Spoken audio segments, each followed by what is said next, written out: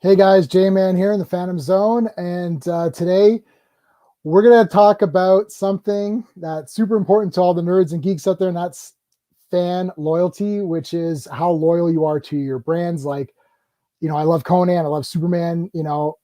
Does that loyalty ever falter? Do I sometimes say no? This is not Superman. I'm done. Or am I going to just literally buy any Superman thing that comes out and support any Superman thing just because of the name Superman? So that's what we're going to talk about today. So it's going to be this topic only. So we're not going to have the open, we're not going to have the pop-ins and all that stuff for this one. But I've got my usual panel. We've got Sean and Steve. How's it going, guys? Hey, thank God it's weekend. Yeah, I know. And today we have a special guest. I can't do the name. I can't say his name like Stone Loki says his name. So I'm just going to say it normally. We have Clobberin Times with us. How's it going, dude? Oh, J-Man, Sean, Steven, thank you for having me here. It is an honor because I've watched your show many times, and you guys have a great stream, and I cannot believe how privileged I am to be here with you fellas. It's great. My kind of geeks, as I said. You guys are, you're okay for northern people. Yes, yeah, we were literally figuring out our geographical area right before the stream. It's great to have you on. I've watched so many of your videos and streams, and you've got some of the best streams, I think, just like pure comic book stuff. Yeah. I listen to them late at night when I'm working late, like 11 or 12. It's great listening. So thank you, Sean. Thank you so much, that, man. Yeah. Thank you, sir. Yeah. And I've got Clobberin Times. I've got your channel. I got a link to your channel in every description of my videos. And I've also put one up here in the chat. And there's one in the description of this video as well. So you guys should make sure you're subscribed. I think all of my subscribers are already subscribed to you. Thank you all. Hey Gray, how's it going, dude? Okay, so Gray, we're gonna do Saturday, dude, instead of Sunday. Because normally we do a Sunday stream. We're probably gonna do a Saturday night one. Gray, I'll get in touch with you. Gray Malkin's one of the guys that comes on. We talk about X-Men and stuff like that. Oh, cool. Excellent. Hello there, Gray. Okay. So I'm gonna start this off because I want to get right into it because we were already starting this like 15 minutes ago before we even went live. We'd already started. I'm going to ask everybody a yes or no question, and that's just going to be the starting off point. I already know the answers, but I'm going to ask it just so people can hear. Okay, Sean. I guess I'll start with me. No, I'll start with Sean. Sean, do you own just yes or no? Do you own a physical copy, whether it's DVD, Blu-ray, whatever, of the original Star Wars trilogy? Yes. Yes. Okay. Copy, but yeah. VHS, whatever. Yeah, original Star Wars trilogy, the OT trilogy. Okay. Oh yeah. Steve, do you own a physical copy of the Star Wars trilogy, Blu-ray, 4K, whatever it happens to be? Yep. Clobberin Times, do you have an original copy of Star Wars original trilogy? Never heard of it. Yes, sir, I do. Okay. All right, Sean, yes or no? I think I know the answer. Sean, do you think the sequel trilogy, so the Rey and Finn and all that, do you think those are good movies? No. Okay. And I have, yes, I own a copy of the sequel. We know where you're going with this. I know where you're going. Hold on. Sean's already nervous, and I'm not nervous because it is what it is. Steve, do you think the sequel trilogy is any good? No, hell no. All right. Clobberin Times, do you think the sequel trilogy is any good? No is the understatement of the millennia. Right. Sir, Okay. no, sir, no, sir. Okay, so I also own the original trilogy, and I do not think the sequel trilogy is any good. Now, we'll skip Sean on this question. Steve, do you own the sequel trilogy on DVD or Blu-ray or any of that stuff? No. Clobberin Times, do you own the sequel trilogy on Blu-ray or DVD or whatever? No, Your Honor. No. All right, so Sean, do you own the sequel trilogy on Blu-ray or 4K or whatever?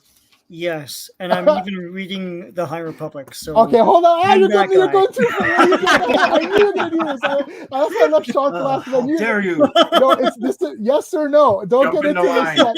We gotta. Oh my god. Okay, I knew this was good. That's why I literally left you for last for that reason. Okay.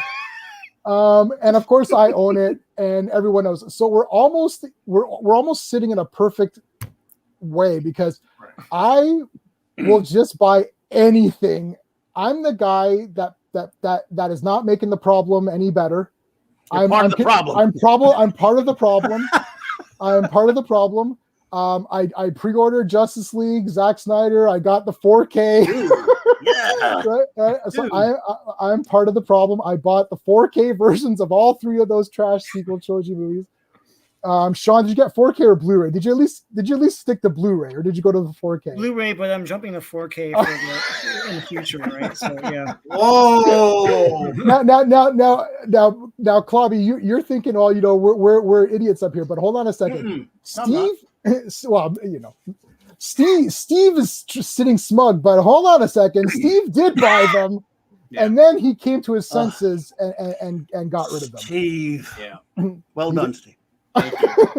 So the question is why?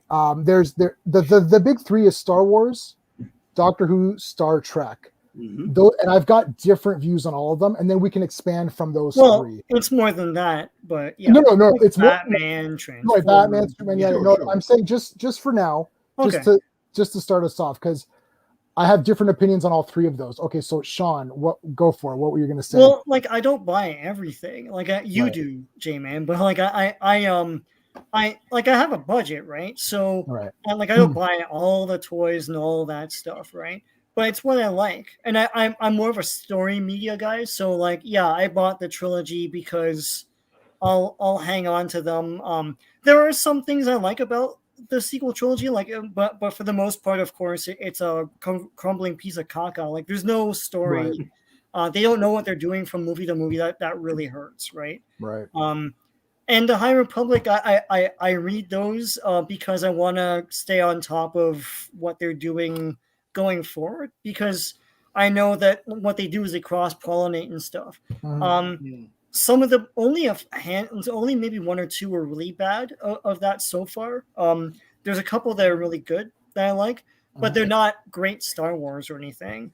And it's really just, I just consume what I feel to consume and what I like. So for Star Wars, I'm going forward with these High Republic books. I mean, and for the movies, like the sequel trilogy, I don't know. I feel like I have to own all the trilogies they put out and all the movies they put out. But I mean, I hate Resistance, which was that crappy TV series.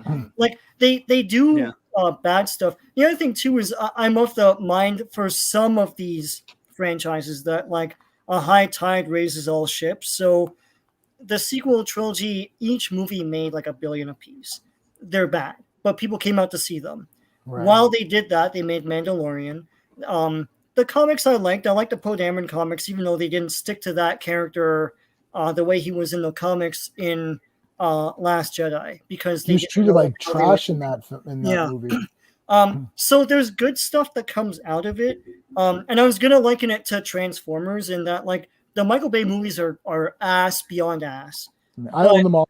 Yeah. But the thing is that, like, each one made almost $1 billion or $1 billion a piece, and people came out to see them and encouraged more of those shitty movies. While that was happening, Hasbro then proceeded to make some pretty good TV series that I like Animated, Prime, the second Robots in Disguise. There was somewhat of a golden age of Transformers comics that came out of it too. There's a lot those were good that came out of that, right? So while the main public was watching the shitty movies, and the image of Transformers in the public eye was being pissed on, because now people think of Transformers as just stupid ass movies, right? Right. The fans were getting cool stuff. And that was because it was being funded by the movies, and some of the toys that they were making that were non-movie toys were awesome and always went back to the G1 designs. So that was cool. Sometimes you could get good stuff out of it. Sometimes, like Star Trek, you don't. And I don't know what's going on. Like, I know a lot of people have like theories about that. I know that the whole rights thing and all, I get it, but like CBS owns Star Trek we like, and for whatever reason, they just made a style choice to go with what they're going with, right? Right. But the problem with that is almost every Star Trek thing now is that shitty Star Trek, and so if you do consume it, you Yeah, we're losing Sorry, their show. I'm Okay, back. so we'll beat up Star Trek in a bit. Sorry, yeah. So Clobberin, so what are your thoughts? When did you kind of check out? Like, did you buy the do you have the prequel movies or no? I had the prequel films, and then many years ago, my wonderful friend Melinda of Retroblasting, who hates them with a passion, wanted to watch them again, and she had no one to borrow. And I gave them to her on a condition that she doesn't give them back. And so I sent them to her. Love you, Melinda. And she has to keep them. Again, actually, to be honest, I don't hate them that much or anything like that. But I did have them, and I just don't have them at the moment. Not the prequels, but the sequels, no, ever. Yeah. Ever. So you're in your mind, like your loyalty to Star Wars, kind of ended. Well, for sure, I guess with the sequel trilogy. But like, did you watch Mandalorian, right, or no? Yeah, I thought it was okay. I like some of the Clone Wars stuff. I even thought Rebels was sort of okay at some point. So I think sort of along the lines of what Sean was talking about, is at least with Star Wars, something would kind of slip through the cracks every now and then. But as far as the Star Wars that I really dearly love, which is Star Wars films and EU and comics and all that stuff, leading up until it was sold to the I'm not going to call them what Lucas called them, Right. Disney. That's still not Star Wars to me. The trilogies are horrible. So, when you talk about brand loyalty, it's something that I personally despise and try not to follow. But doesn't mean I won't sit through or watch something one time to see it, to be able to speak on it. But I won't buy it. But if I decided to not like someone because they do buy that stuff, I wouldn't have any friends.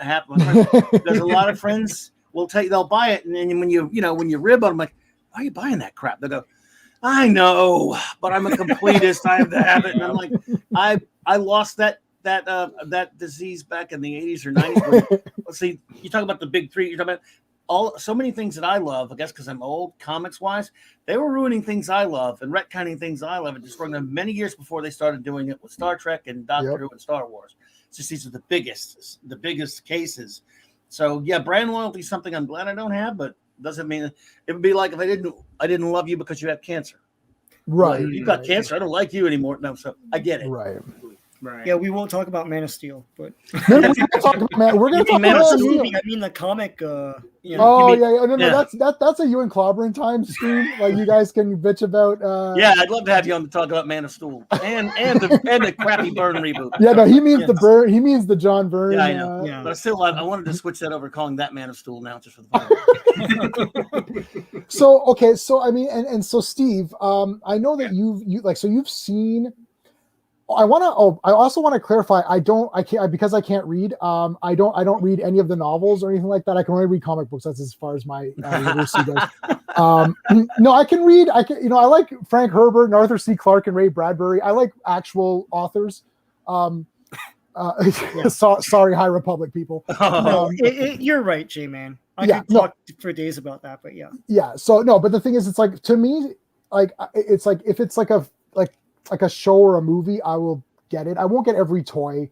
I did buy a lot of the toys. I won't buy literally everything, so that's an exaggeration. But I will buy the movies and Clone Wars and whatever. And if they do, I don't know, if they do another trilogy, I'll just probably buy that. But Steve, I wanted to get to you last because you were kind of in our territory here, and then you slowly start to think like, am I really going to watch this again? Yeah. Now, was that a space issue in the sense that you just don't have the space, or was that just like, you know what, I have this thing, when am I gonna watch it again, or what happened with that? Yeah, it was a little bit of both. Like, I kept adding bookcases because I have now that collection, and eventually I'm like, I got this room, and like, why am I devoting it to this stuff I don't like? Like, it just like struck me. Like, why am I like? Because the thing I was thinking of was, okay, so let's say I got the sequel trilogy on my shelf. What 3 movies that I don't know that I might actually like am I not putting on there because I have this on there? right? And it just really bothered me. As I've gotten older, one thing I've fought against a lot is the participation trophy. And to me, buying these movies is the equivalent of the participation trophy. You threw Star Wars on, on the screen. Yay, I'll buy it. I'll buy it. Right, exactly. Right. But wow. To me, it's not about participating anymore. It's about actually doing good things. And I will still watch Star Wars stuff. I'll still give it a chance. It's just that if I don't like it, you're not going on the shelf. And that's literally how it is. Wow. Okay, so interesting question then for everybody. Hey, Geek Primes 009, and hey, could not be reached. What's going on, dude? You can't afford to catch. yeah, I know. Cannot be reached is a personal friend of ours who we know. Hey, Arkham, what's going on, dude? I know you buy everything Batman, so. Okay, so now here's the question. Now, first of all, well, Steve, I know you own all the Police Academy movies, correct? No. Oh, you don't own the Police Academy? Oh, Sean and I do. Okay, so that's a bad example. 1 to 4 and 6. I don't own 5 or 7. Whoa! You're my kind of guy, Steve. Wow, that's what I like to hear, man. Wow, that's my wife tried to pull that. My wife was like, "I'm going to buy Police Academy 1, 3, and 4." I'm like, that sounds like me. Like, okay. I'm like, no, and I can't handle it. I'm like, I couldn't take it. I'm like, you have to buy the full thing. It's irritating me. She's like, no, I'm not doing it. And like, I would literally. When she first got into Star Wars, she only bought Return of the Jedi. She's like, oh, I may as well just get the last one. That's where everything happens. I'm like, okay, that's weird. I'm like, you have to at least buy the trilogy. She would not. I didn't either. Oh, you did? For years, I would not have Return. I still don't have Return of the Jedi in my. Oh yeah. I've had a vendetta against it since 1983. But remember, I'm old. We're of the age that where we love Return of the Jedi. So I know. I was. Yeah. Ewoks were marketed to our age, so yeah. I was 19 when it came out, dude. You know, we were like 6. So yeah.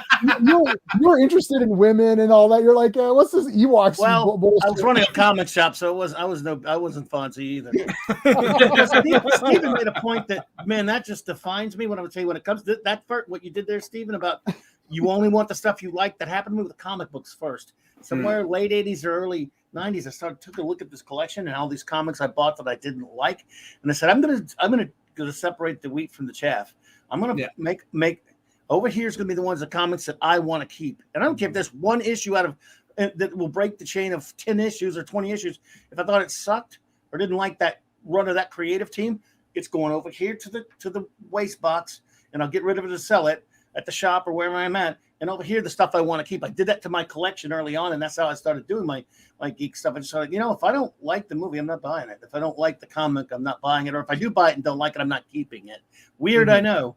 But, so J-Man, I know you want to keep it to 3 franchises, but I no. We're gonna spread them out. I just want to start. I just want to ask you a question because, like, Yeah, Hellraiser. So I love them. Hellraiser, they shit out a straight-to-video sequel every year. And you buy them. You buy every single one. That's right. Now, you and everyone else like you, the big horror guys, are just going to buy a Hellraiser because it says Hellraiser. Right. Were you hurting the Hellraiser franchise because they're like, you know what? We'll just make a low-budget shit sequel on video, and J-Man's going to buy it, and 100 other J-Mans are, and we have a business model where we can just make this much of a profit, and we'll just keep doing that, and we'll never make a good big budget Hellraiser and bring it back to theaters. Yep, Are you hurting it? I'm part of the problem, but here's my thought process though. Firstly, there's going to be gore, so I don't. Hellraiser. Were there any that didn't have gore and are just shitty? No? Okay. No. So they knew their audience then. They knew their audience, but the latest one, which I thought was going to be garbage, was actually freaking awesome. And it didn't have Doug Bradley as Pinhead, which kind of pissed me off, but it was still the best one since probably Inferno, I would say. But no, I think the thing is that if we don't buy them, if the part of the problem J-Man Society doesn't buy it, and it dies. I think it dies. Okay. And I think that's what I'm thinking. I'm like, oh man, I'll just buy this Hellraiser, keep this sucker going. Well, to your point though, they are making a big budget one now with a female Pinhead, but like they're making a big budget. The excuse I've read some of the Clive. I broke my not being able to read thing and read a couple of the Clive Barker books, and I read Hellraiser, Hellbound Heart, and the Cenobites are never. I don't think they're ever given a gender. Yeah. But if they're not given a gender, just keep it as a male because it's always been a male. So who cares? You're right. Or make them asexual. It's like, they are. Why would they Yeah, have sexual organs? They probably don't. They probably all been hacked off anyways, right? Like, I got a couple. Go ahead, Steve. Sorry. So, I don't believe two things. So I don't believe J-Man is hurting the brand by buying it, because my thought process has always been, you guys know this, is it's not the geeks buying it, it's the geeks promoting it to other people, to the general public. Right. So J-Man sitting there and saying, I bought the sequel trilogy, but I think it's garbage. People who are less inclined to buy are not going to buy it, because for J-Man, it was more of an obligation as opposed to a passion, if that makes sense. So I feel like if J-Man bought it and then went on each stream and said, sequel trilogy is the best, that would do more hurting of the brand than just buying it because he's a completionist and that's it. He has not promoted it verbally since I've known him, and I don't think he ever will. And to your point, J-Man, too, the Scanner movies. Remember when they used to make a sequel every year, just like Hellraiser? And people didn't buy them after a while, like Scanner Cop, Scanner Showdown, and then it died. And you haven't heard anything about Scanners for a good 15, 20 years now. So, Hire me. I wanted to do Scanners. I want to do Scanners. Cronenberg, hire me. I'm a Canadian. Help me out. I read your book, man. Dude, I read your book. I didn't even know they made any other Scanners movies. Yeah, they made a ton. Maybe they're Canadian. I don't know, but, I have a better selection in my house than like Blockbuster. I used to go to Blockbuster and be disappointed. I'm like, dude, you're missing like Scanners Part 3. Whoa, it's like, you guys suck. It's like, I've got it. Like, why don't you have it? I would complain on Blockbuster. I'm like, you guys movie store. Now, okay. So Star Wars, we all kind of agreed on. Now, what about Star Trek? I have less loyalty, or perhaps more anger, which we were kind of getting at before the stream, where it's like, I really like. Obviously, we like the real Star Treks, and I liked Enterprise, which some people were like, I was like, it was okay. I love Enterprise. I'm a big defender of it. Yeah, Enterprise is fine. And then literally, J.J. Abrams' first movie, the three of us, and Sean and I especially, were like, F this movie. Clobberin, thank you. You hated it, right? Now I love you guys, because I when anyone, you want to trigger me, I'm going to give you my trigger right now, because you guys are nice guys. I can trust you with my trigger. Anyone saying the slightest nice thing about 09 filth, or any of the bad reboot filth, sets me off. And by the way, it doesn't mean I hate them or anything. People that I love that admit that it's all not Trek will still say, I thought the first one was kind of okay. It's not. It's not. It is the worst piece of garbage. I hate it all. I hate everything. It's a package deal to me. And about 6 months. Well, I can't. It'd take too long to tell you about the Trek Space Wars and all my show started because of that movie, and I started that show because that's how I wanted to go. Complain about things, and that was in the early days of podcasting. And in 09, and building up to it, there was this thing called Trek Space, sort of like a Facebook for Trek fans of various times, and I was being attacked from all ends. The people who ran that, my God, don't know if you've ever heard of Alec Peters, but I was being attacked all over the place, including by Paramount and people like that. They even shut down one of my podcasts. But oh my God, and all over. If you dare to say, look, all I'm saying, let's say before it came out, all I'm saying is remake is antithetical to what Star Trek is all about. That's about going backwards. Recasting these characters will never work for me, even if you don't do a bad job of it, what you did. Right. I just don't want these characters recast so you can have a little, Fast and the Furious with spaceships named at the lowest common denominator to make a little cash cow out of the Star Trek. So it's filth to me. And and I was attacked so much. I admit it. I'm a gunshot to the point where anyone says anything nice about it, like, ow, that hurt. Ow, it stung me. I hate it that much. It gets no quarter from me whatsoever. It's not Star Trek, never will be. Yeah, so now at this point in time, we all hated it. So J-Man now, was super mad when we came out of the no, theater. I was angry, man. I was. It's like, you know how you become a captain of the Enterprise? You choke slam someone through a table. That dude, Yeah. you're already getting, and Sean Yep. does this all the time because he knows I'll get angry, and he laughs because he knows, and he'll do it in the theater too. Like remember I had a little bit of a problem with one person in one movie, which we're not going to talk about here. But anyways, it's like, don't piss me off. Oh, man. The thing is, I will get really angry very fast. And the thing is, it's like, now my loyalty for Star Trek broke. Star Trek Discovery, I hadn't seen it, but I bought season 1 of Star Trek Discovery. I watched like two episodes. I thought, this is awful. And then I'm done. I did not buy the next one. So it broke me. Good. Star Trek did break it. I'm like, I'm not loyal to this. This is not Star Trek. I think because it was so far removed. Like, the sequel trilogy is bad because of the damage to Luke Skywalker and to Han Solo. Yes. Right. But if you just watch them, look, it's still adventure and they're going out and fighting guys. I know it's not great. I think the problem is the commitment too, because like the movies are just movies, right? It's just like 3 shots and it's done. Right. But Star Trek, if you watch like 2 or 3 episodes, you're like, this is awful. Oh, right. 22 episodes? Oh, F this. And then you don't and another season. And then another season. And then Picard yeah. actually trashes a beloved character like Jean-Luc Picard. Yeah. In some ways, almost worse than STD because yes, they're ruining Spock and things like that with STD, but Picard, I actually sat through the whole season. That's how smart I am. Wow. And it trashes and destroys a character. I'm a TOS guy, but I do like the other ones. But people who really hold that character dear from the Next Generation have to be just so insulted and disgusted by it, like I am for them. And so yeah.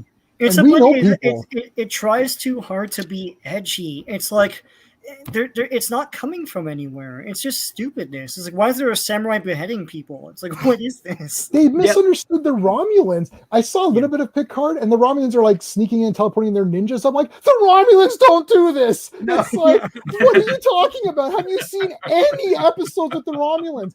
I wish I could be a Romulan. They're so awesome. It's like, have you watched any And they've never watched the show at all. They never watched it at all. What's the guy? Who's the guy? Eric? Was it Eric Bana? Steve, you're the best on this. Eric Bana. Yeah. Oh my God. That was the Romulans. Literally, you look at a picture like, what is this? This is not the Romulans. It's awful. It's so bad. Remember the scene in 09 Garbage when Pike first meets Nero and he goes, "Hi, Christopher, I'm Nero." I'm like, oh, I didn't pay to see it because I had blood pressure issues even back then. And I watched it. I watched it the high seas, and I sat here with a friend of mine watching it on a computer on the floor, just either laughing or just being disgusted by it. But when he says, "Hi, Christopher, I'm Nero," I'm like, whoa, what? It gets anyway. Yeah. So for loyalty and so my dad is a Star Trek day oneer, right? So I think he might have been. He turns 80 next year, so he might have been about 25 when it came out, and he got me into it, and we went to the theater to see every movie.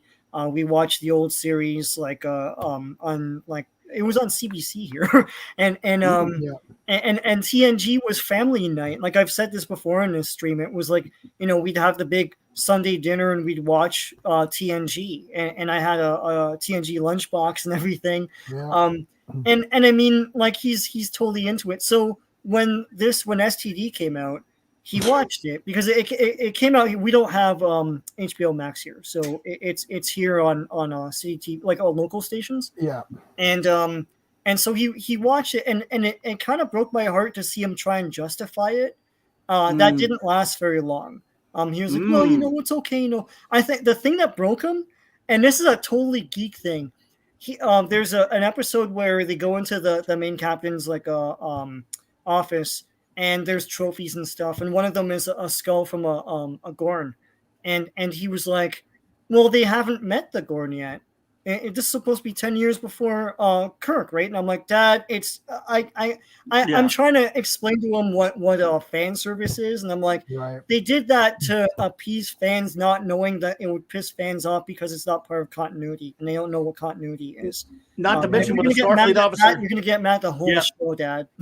Not to mention, no Federation officer would have the skull of Yeah, another why being like not? that. And it didn't make any sense. Never. I think they're trying to say that was a mirror universe. I don't know. I didn't No, watch yeah. it far enough.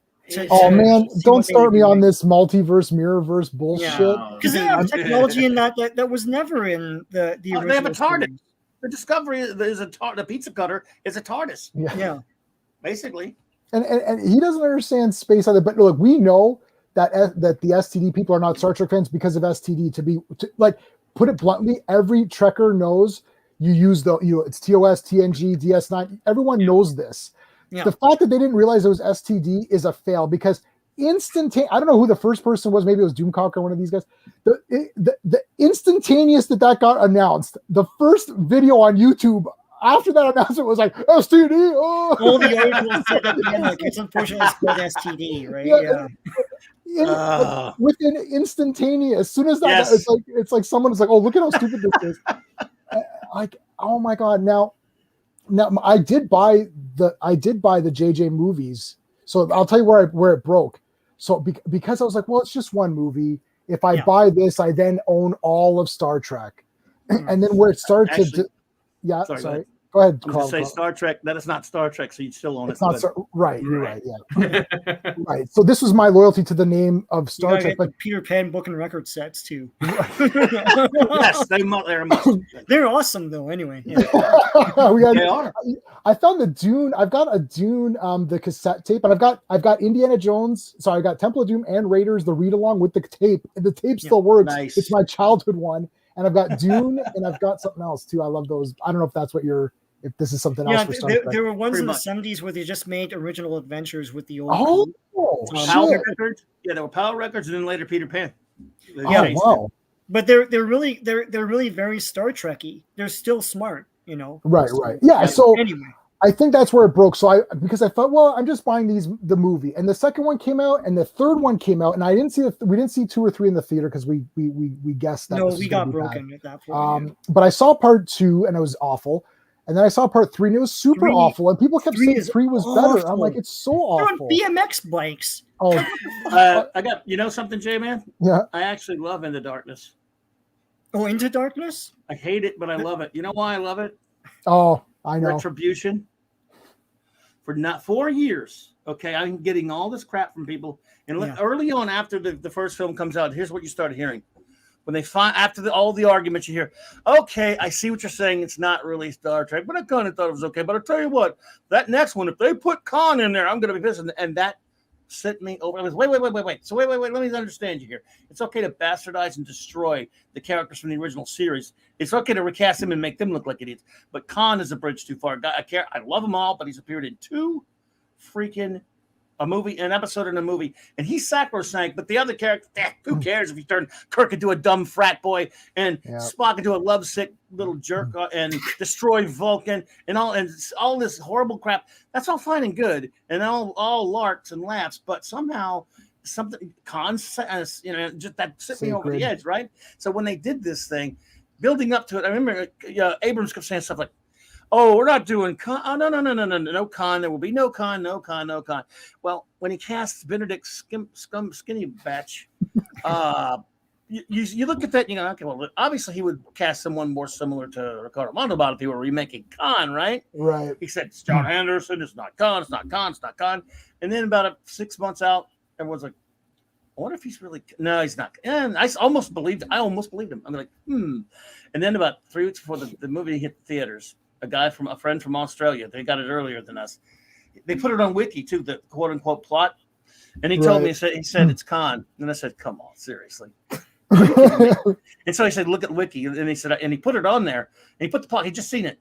And when I read it, this happened to me with all 3 of those movies and the sequel trilogy of Star Wars. I read this plot and I go, they didn't film this. This is a joke. Come on. Nobody filmed. This is too stupid. No one would film this. Even Abrams wouldn't film it. Oh, I'm telling you, dude, it happened. I saw it. Oh, my goodness. And that scene, I'm sorry, when we're sitting there watching on the couch on the download because I didn't pay money to see it, come arrest me. When he says the words, my name is Khan. If you ever, that expression, falling on the floor and rolling around laughing. I'm not making it up. I mean, I couldn't breathe for like 20 minutes. I'm laughing so loud. It was so bad. It's so horrible. And then when Spotboy yells, because it's unearned. Oh, yeah, it's unearned. Everything Right. about it's horrible. But all those people who were defending the last one were pissed off. This was the breaking point for them, and I'm laughing at them.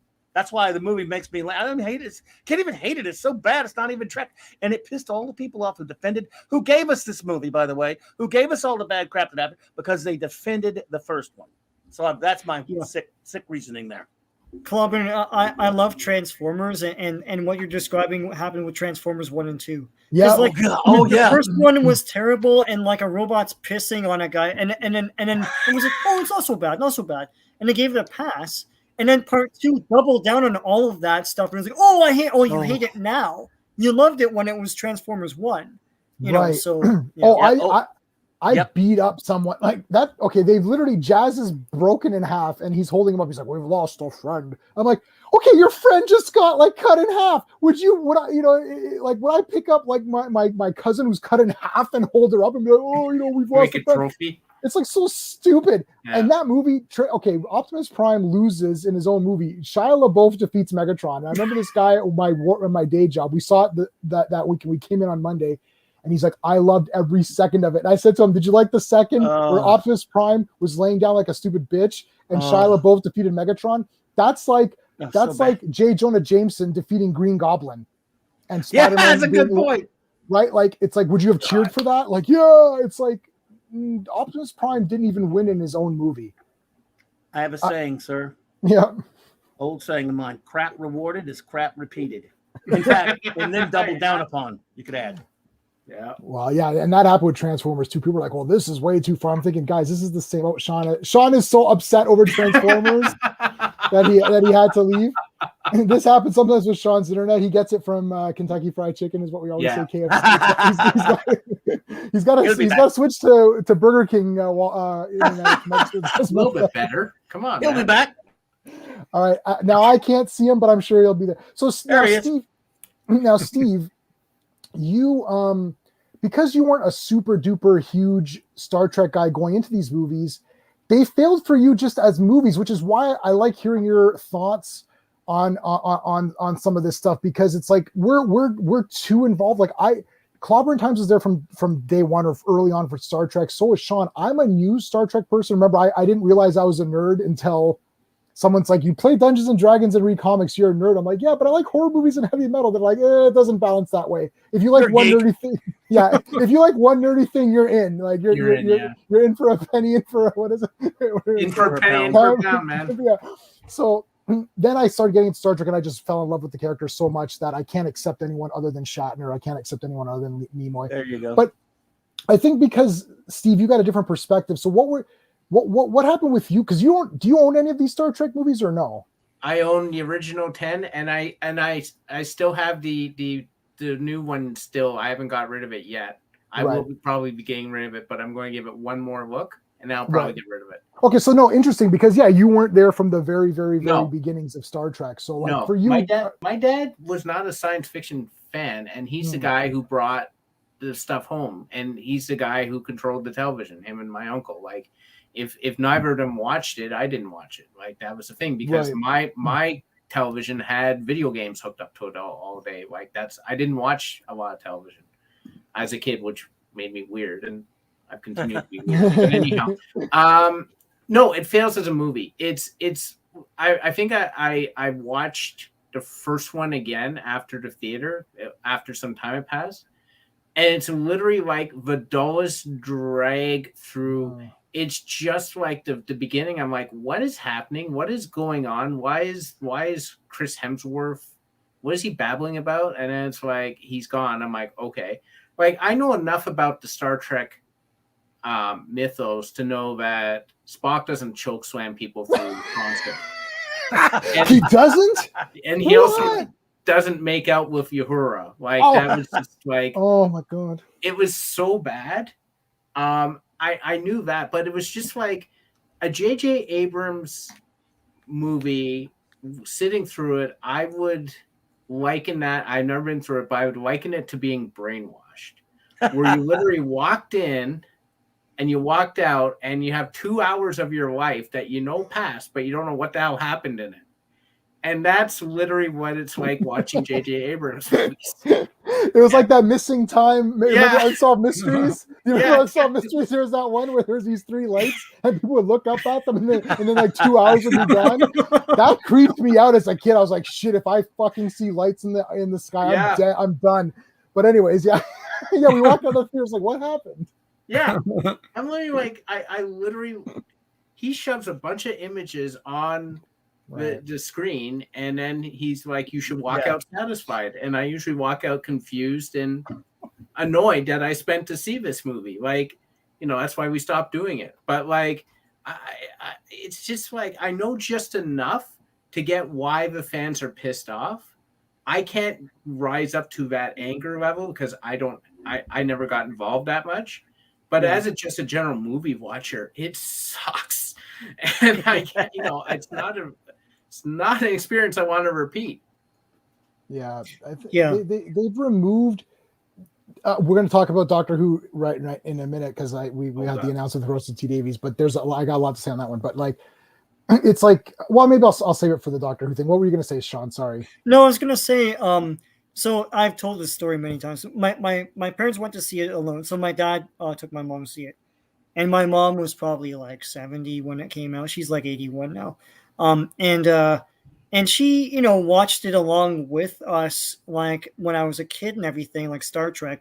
So they went to see this movie, and my mom was mad, and she said, I don't like that Spock. He's a mean Spock. And I'm like, yeah, there you go. It's like he didn't even understand the characters and understand enough that, like, this is mainstream. This isn't some sort of small ass thing. Like, everyone knows who Spock is and how he would act. Yeah. So if you're not coming correct, then you're going to piss off everybody, right? Yeah. So, yeah. I wish it had pissed off more people. I know. I really do. But the thing is, I think they only made 3, right? And I think they made the other 2 on the strength of the box office on that first one. Right, diminishing returns. Yes. Yeah. Yeah.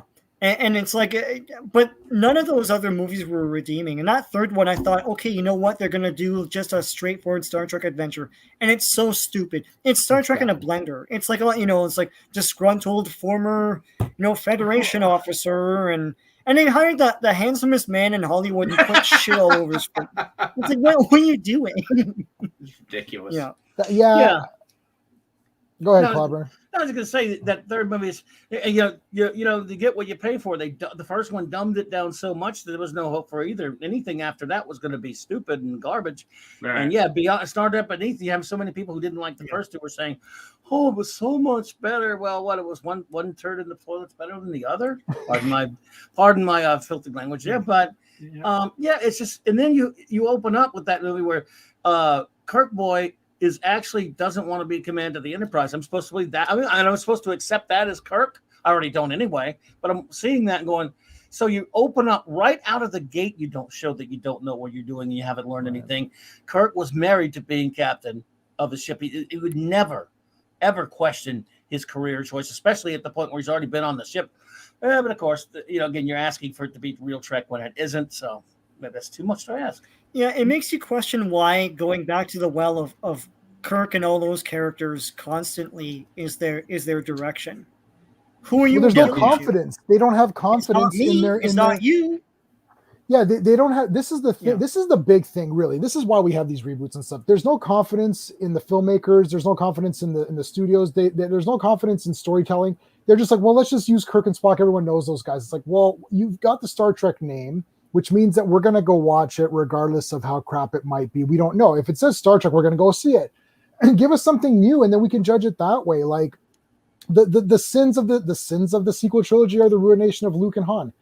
If Luke, Han, Leia, 3PO, Chewbacca, if the episode 7 or whatever started with a statue of Luke Skywalker and everyone's like, celebrating, saying, wow, he was one of the greatest heroes, and all those guys are dead. It's like, wow, it's been 30 years since his death or something. And then you just do the rest of it all the same with Rey and Finn, and it's the same movies. Then we would have just said, well, those were okay. They weren't that great. There's some fun parts. It was kind of neat. I don't know. It wasn't that good, but that's it. But you wouldn't have the rage. point. rage is because you're ruining our beloved characters. Like you walked out and you're like, F this isn't Luke Skywalker. And then because it was Mark Hamill, I think it was easier to take with Chris Pine, where I'm like, well, Chris Pine sucks. It's like, okay, fine. I can separate it, I can but Mark Hamill. Yeah, that's right. But I mean, and then people who gave Force Awakens a pass, I'm gonna beat those guys up. I hate that movie so much. Yeah, I think that's maybe the worst one. Because it like Han Solo died like a stupid loser piece of trash. It's like little bitch, oh my god, I can't believe it. And it's like, oh, he's a deadbeat dad. I'm like, but he went through this whole character arc. It's like, did you like? Oh god, that was the I don't know. I did not like that. And I've said this before. The expanded universe grew these characters. They had families. They had kids. They had different stations in life. I mean, like Han Solo is now a diplomat and stuff like that. They did things. And JJ's vision of these characters, they get encased in amber. It's like, Han Solo is the same freaking Han Solo running around with Chewie with the same pistol, same pants with the red stripe, same everything. It's like, like Luke Skywalker makes a stupid decision that doesn't make any sense because he turned Darth Vader, but he can't turn his little dumb kid. And tries to kill him, and then from then on, he's grumpy Luke for like 2 decades. Why? But he leaves a map because he's just a whiny child who needs attention. Yeah, like, why's the map there? Why is the map there? And then you know what's the best? Apparently they can't scan space because it's like fucking this big. It's like there's that piece. It's like, couldn't you scan that area? What the hell? Oh it's my still god! There, what a disaster! Well, that's Star Wars, right? It's like idiots. At the end of episode 3, it's like they have no ultrasound technology. Yeah, I don't know how to use hyperspace as a weapon. I'm still trying to. Oh my god! No, we're not talking. I spent 20 minutes explaining that to my wife before this stream. She's like, "Wait, how did they destroy anything?" I'm like, "No, I'm not explaining." Then I explained it to her because I'm like that. Yeah, that was brutal. That was so brutal. And then they're like, "Can we do it again?" No, we can't because that was a mistake in the last movie that we don't want to repeat in this movie. Okay, so bad. Doctor Who. So I'm the most loyal to that one. I've seen everything that you can see from Hartnell, and I started with the New Who. I started with New Who, and then I went back and watched and bought everything. Wow. Nice. I bought every DVD, and now I'm buying every Blu-ray, and I have super stuff. I've got the scarf, like I've got every song. My wife has every Sonic. Her and I are the most loyal to Doctor Who, and we've seen every episode. When they announced female Doctor, I'm like, well, let's see how it goes. I'm open to change. Let's see how it goes. I like Jodie Whittaker from her other things that I had seen her in. And I'm like, okay. I'm like, she's got that, rainbow thing. I'm like, ugh. I'm like, okay, but you know what? Let's see how it goes. And I was all okay. And then Chris Chibnall spoke at a con and did a panel and said, there's not going to be classic monsters. I was like, oh. And he's like, oh, this is all going to be new direction. I'm thinking, okay. And then Unit's gone. Torchwood's gone.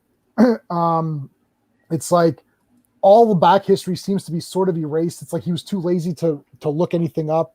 It's like, we're not going to do Daleks. Like, we're not going to do Cybermen, or Ice Warriors or something. They joined it. John, yes. Okay. No. Oh my God. I knew it. All right.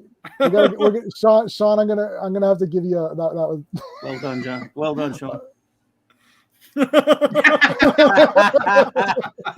Yeah, buddy. They give you the leg drop on that one. Yeah. So, and I'm still good, and I bought every Blu-ray of the Jodie season, and then that last one, what's it called? The Timeless Child. Timeless Child. Yeah. Children. It almost broke me. Steve, how's it going, dude? Thanks for dropping in. Hey, there's a question Steve, I want to ask. Henry Cavill, that was Hellraiser Hellworld. That was that one. But yeah, thanks for joining us, Steve. Yeah, good friend of mine. So, the Timeless Child broke me and it broke my wife because my wife was super duper. Like after every New Who episode, even after, not New Who, after every Chibnall episode, she was like, well, there's some cool parts. And she kind of knew deep down that it wasn't that good, but she's so positive. It's the one thing that she's always counted on. Like we've been watching all the Doctor Who's and we just cycle through them, and we cycle through old Star Trek as well. All of the old Star Trek, and we cycle through more of the original series as well. So she was so into it. Even with Timeless Child, she's like, well, it's kind of neat. She's just like, and she just got like really hurt by that. We're still going to watch with RTD, so everyone knows that Russell T Davies is coming back for 2023. You know, so Doctor Who, I'm still going to stick with it and buy everything, but I don't know where do you stand, Clobberin? I've loved the Doctor Who and been his fan since 1981. Of course, I'm partial because of that to the original series, original run, which went 26 years from 63 to 89. As like you have seen them all, I love all the docs. Actually, I love the fact that he does change into a different actor every time. It's one of the fun things about it is the regeneration concept. Yep. I'm as fanatically in love with the show as close to the same level as I am with Star Trek and comics. I'm that huge of a fan. And so in 2005, when RTD brought it back, I was very skeptical. I saw the pictures of it going, well, this guy, look at, he's wearing a leather jacket. He does not dress doctorish. I don't know, man. And again, I ended up loving it. And I loved Eccleston. He didn't dress doctorish, but still, he leaves. You get Tennant. Fantastic. I even love Matt Smith. So that era, the revival era, well, I don't love it on the level that I love the Tom Baker and the Hartnell Troughton, Pertwee, even Davis, and I'll even defend Colin Baker, and I love Sylvester McCoy. That's how bad I am. Yeah. I'm very critical of the Paul McGann pilot, but I thought he would have been a great Doctor if he would given a chance. Mm-hmm. So all these factors, I mean, I dearly love Doctor Who as much as I love just about any of my geekdoms. And so I was already I'm like you, Jay, but I didn't buy everything because, in other words, I just I just bought episodes and stuff like that. I couldn't afford everything anyway, but the Capaldi era really disappointed me with what Moffat was doing. We've talked about that a little bit, but it's still, he's a great actor. It was not his fault. I think it was Moffat. So I was kind of annoyed by that. But when they announced the Jodie thing with Chibi coming in, the Doctor's a man. I'm sorry. I'm not going to apologize for it. You can call me a sexist all day long. He's a character that has been lived for 2,000 years. When he regenerates into a man. Romana, when she regenerated into a woman. They have genders on Gallifrey. Now, it being science fiction, you can't go too scientific with it. I grant you, science fiction, fantasy. I grant you, but it just works and it's better for the show. And now, the majority of women who love the show were fine with the Doctor being a man. Okay, So right there, even though I hate that whole thing, I'm going to look. It's still Doctor Who. I'll sit there and watch it. I will watch it to see what they do so that I can talk about it. And I watched the whole Jodie run, which was horrible. And not one shred of redeeming quality to any of it, in my opinion. I think it's some of the most horrible things I've ever seen in my life. Not just for the preaching, but just everything about the writing. It's just moronic. It's just terrible, bad acting, all of it through. And the Timeless Children. How it's funny that being the case, that you'd think that one episode could destroy me as much as that did. And the Timeless Children is one of the most horrific things as a fan of anything that I've ever seen in my life. It's disgusting. And now I actually don't even have DirecTV anymore, so I can't watch BBC America or whatever. And now I've decided, even though I was willing to sit through it, even the worst crap in the Jodie run, when it comes back, I think I did watch that stupid special they did, the New Year's special, that last one with when it comes back, I won't care, and I'm finally out of it. I'm done. Doctor Who, and in my own personal headcanon, as I mentioned to you before, it ends with the 50th anniversary. To me, the entity known as the Delta that existed all that time was gone at the end of the time of the Doctor, and that whatever he turned into, as much as I think Capaldi's a great actor, that is some being that thinks, much like Alan Moore's Swamp Thing iteration, won't go into that. It thinks it's the Doctor, but it really isn't. The Doctor died at the end of the time of the Doctor, just for me personally. Yeah. There you go. Yeah. So now, I mean, are you going to try with RTD coming back or no? When that happens, I will see. If he does not come around with a big old broom and says all that bull that happened before the whole Chibi era, even if he leaves the Moffat, Capaldi era intact, which I just didn't like much, even though, anyway, if he does that, I would go back and look at it. If he doesn't, if he just picks up from where Chibi left off, then he can just have a good time. I'm out. No brand loyalty whatsoever.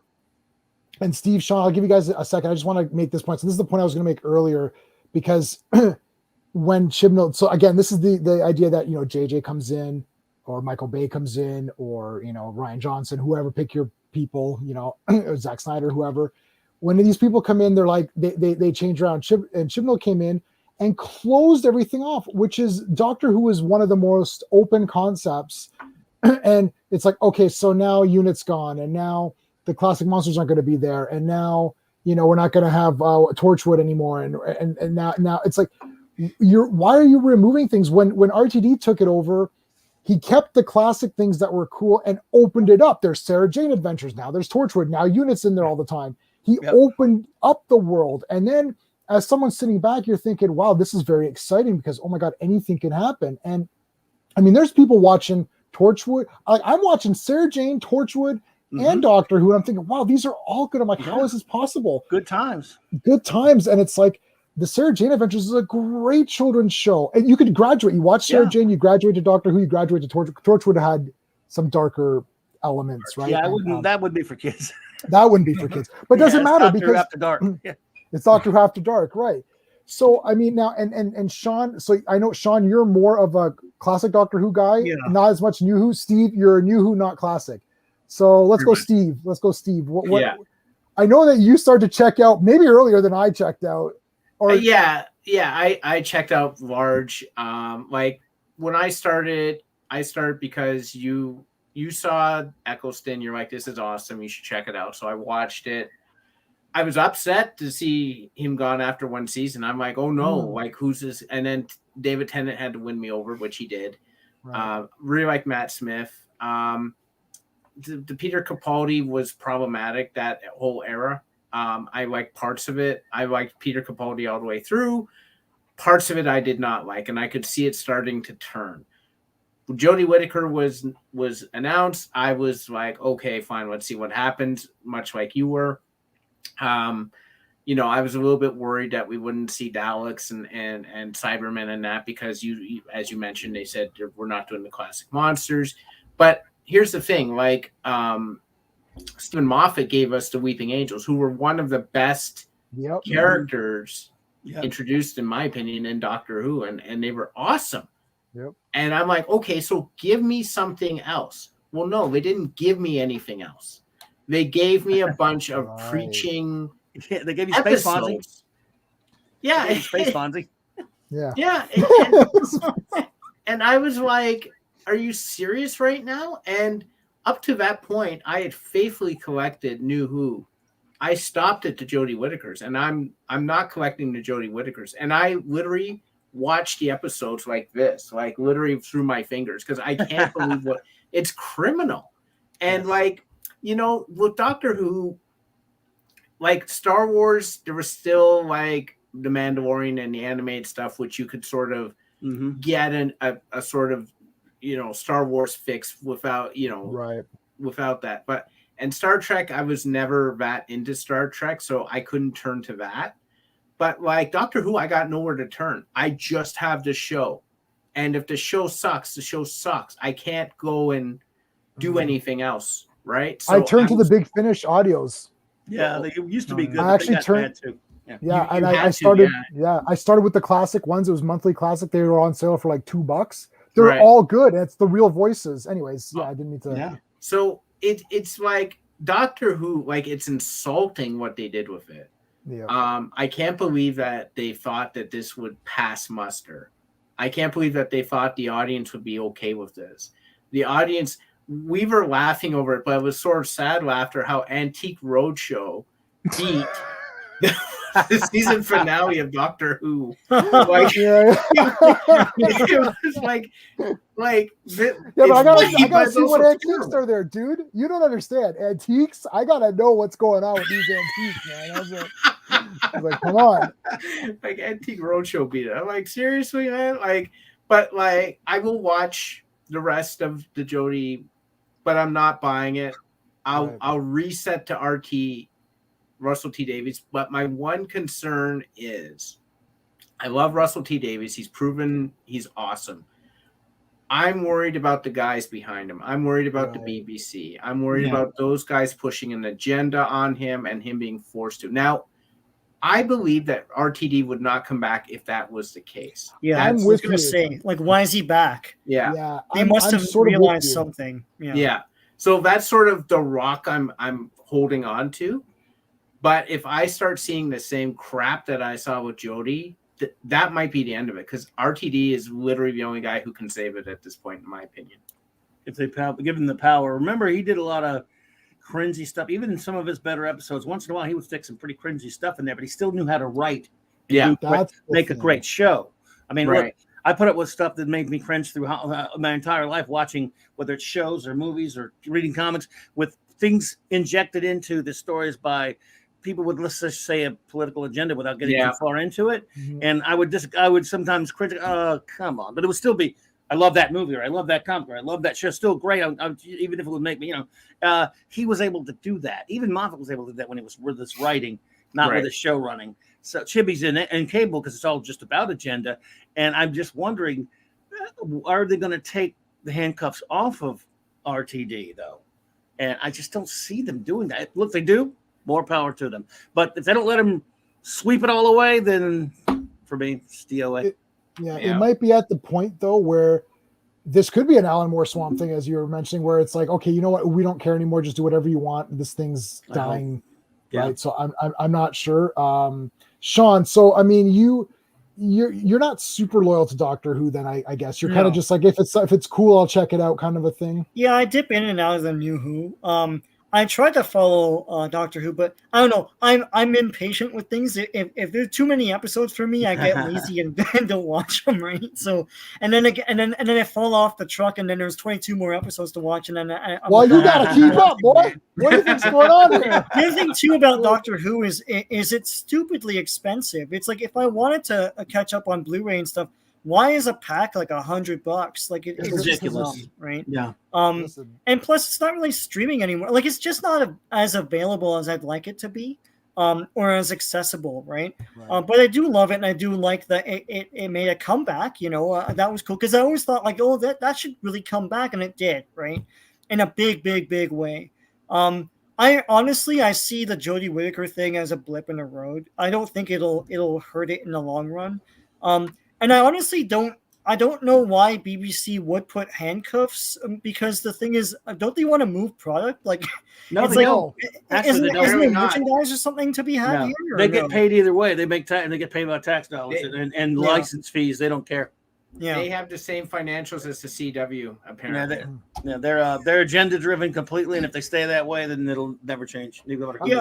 I just feel like this second the new Who, the second iteration of Doctor Who, is too big to fail at this point. Even if it dies and there's no other shows for a good 5 years, it'll come back.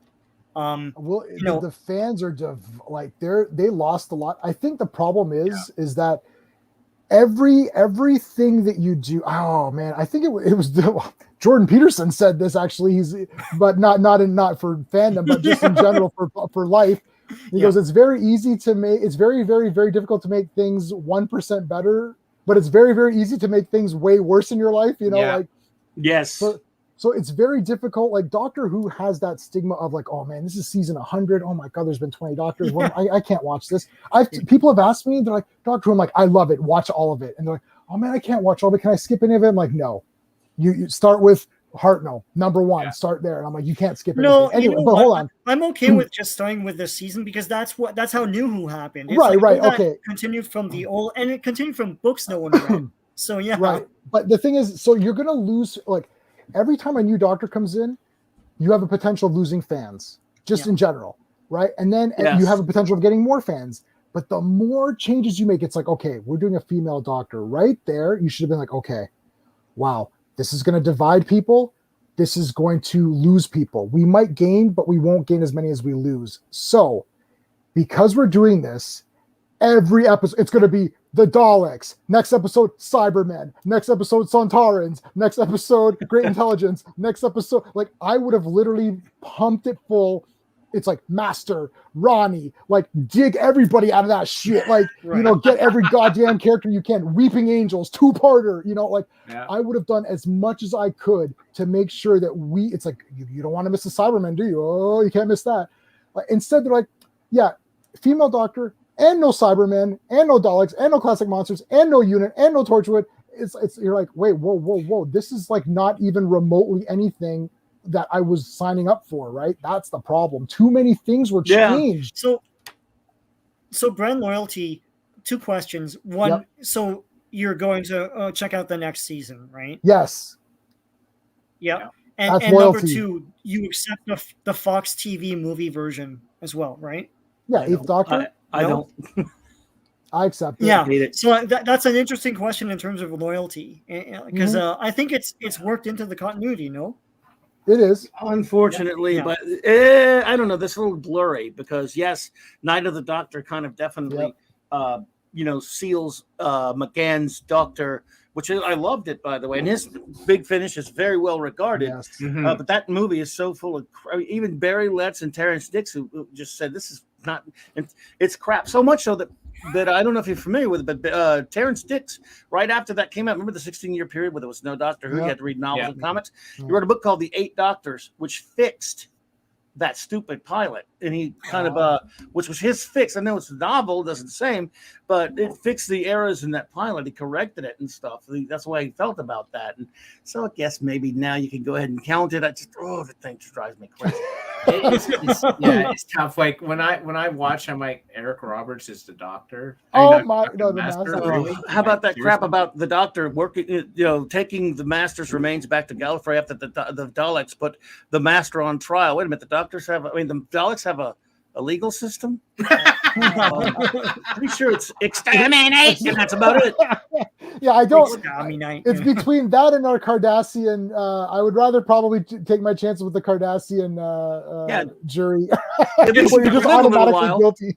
Right, at least you get to live for a while, and Dalek just blasts you. So I don't. That was stupid. And that stupid cathedral TARDIS interior, the Doctor walking out into a hail of bullets. So many things. Yeah, that was not good. Then he re-experiences puberty after his regeneration. Yeah. It's like, I don't know. There's some weirdness, but I think the next one's so mad. This is that whole thing where, the next stuff kind of like, it's like, well, the next stuff was pretty cool, so it kind of makes it all okay. It's just that one kind of weird moment. Yeah, he's great. McGann's great. Yeah. It wasn't his fault. I'd like to point out that I got laid off, not recently, but whatever years ago, I got laid off and I got my severance package, and I used my severance package to buy all the DVDs and Blu-rays of Doctor Who. I came home. I got a severance package, and my wife's like, "Great." She's like, "Let's buy it." And we literally bought everything that was available. Nice. It was like $5,000 or something. Oh my goodness! Bought every single thing. It's like I literally spent so I got fired, and I didn't get fired. I got laid off because they shut my location out. So they shut us down, and I used my severance pay to buy Doctor Who stuff. I like it. Yeah, because I'm crazy. It's like I'm crazy. It's like I'm due for another layoff. I need to buy some other stuff. Like I gotta finish that DC Comics Presents. Oh yeah, dude. Looking forward to talking to you about that, man.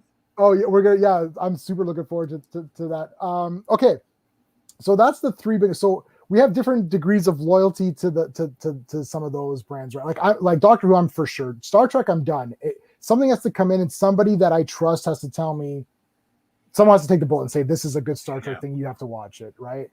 Because I got a lot of people telling me for that Beyond. They're like, well, I don't really like Star Trek, but I really like Star Trek Beyond. I'm like, well, you've just confirmed that it's not good, because if you think Star Trek is boring and you like Star Trek Beyond, then obviously it's not Star Trek, because it should be boring to you, like or whatever. If you if you're saying I never liked Star Trek, but I really like Star Trek Beyond, that means you're not a Star Trek fan, and I probably won't like it, right? The other thing too is go ahead. When that movie was first announced, there was talk of this script going around where the guy's writing, and I don't like Simon Pegg anymore like I used to. He and others, they wanted to make a more Star Trek type of a story for it, and it got shot down because it was too Star Trek-ish. What does that tell you? Go ahead. I need to interrupt you. Right.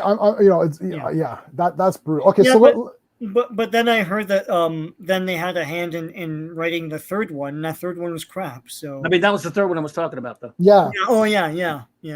Yeah, that was not more Star Trek. What Star Trek are they watching, I wonder? No, but I mean, they said they wanted to do one that's more like exploration or something like that, and it got shot down because it wasn't blowing crap up and jumping motorcycles all over the place, playing the Beastie Boys. All the important stuff that Star Trek's always been about. Yeah. Is that honestly supposed to be a callback to the outtake from the animated series where Shatner said sabotage in a weird way, and they correct him? This is a soundbite. It's on YouTube. and he goes, you say sabotage, I say sabotage, or something like that, and then that became a thing in the fandom, I guess. Oh my god! And then that's why sabotage is played in the movie. Why in hell would that be a comeback, a callback? Like it's so stupid. Dear. Yeah, that came out of nowhere. I thought Clobberin you'd know about that. Well, I've heard about the thing about sabotage, but there's no way that the people who made Star Trek Beneath would ever heard that hear about that. That would mean they'd have to be Star Trek fans. Yeah, they're not fans. They haven't read any of it. Okay, so my most loyal thing ever is Superman, which which means if it's Superman, I'm just buying it. It doesn't matter if it's garbage. Except Smallville. But I bought Smallville. Oh, you haven't? I have all Smallville. You bought Smallville? Yeah, wow. Yeah. I didn't watch any of it. There was one episode I did watch where Hawkman was in it, and it was like a bunch of guys. It was like Dr. Hawkman. Yeah, I saw that one too. Yeah. It was like a loose just JSA kind of thing. Yeah, like a weird or whatever. It looked cool. Like Dr. Fate looked pretty He was cool. exact. Yeah. He looked good to me. Yeah, but the no tights, no flights thing always killed me. It's like forget that made me watching a barf. shitty thing. Yeah. So and then they want to do that Aquaman one too. Sorry. Yeah. Oh, go ahead. Sorry. Sean, you're on a delay. That's why. Okay. Like it's like we're talking over you because we're not seeing you do anything. All right. It's like it just all of a sudden it comes. Sorry about that. All right, so Sean, then Clobberin. I was gonna say they're gonna do that Aquaman. They did a pilot with Ving Rhames and some dude playing Aquaman, and it was not Aquaman. It was like they're just like hanging out on some seaside area, and he's discovering how to be Aquaman or something. I guess for another 10 seasons. The pilot went belly up. So yeah. All right, Clobberin. So what were you gonna say, Clobby? You know, when you start out a show that is supposed to be involving something to do with something I dearly love, which is not only Superman, but Superboy, which I'm a freak for. I'm talking golden and silver age here and bronze.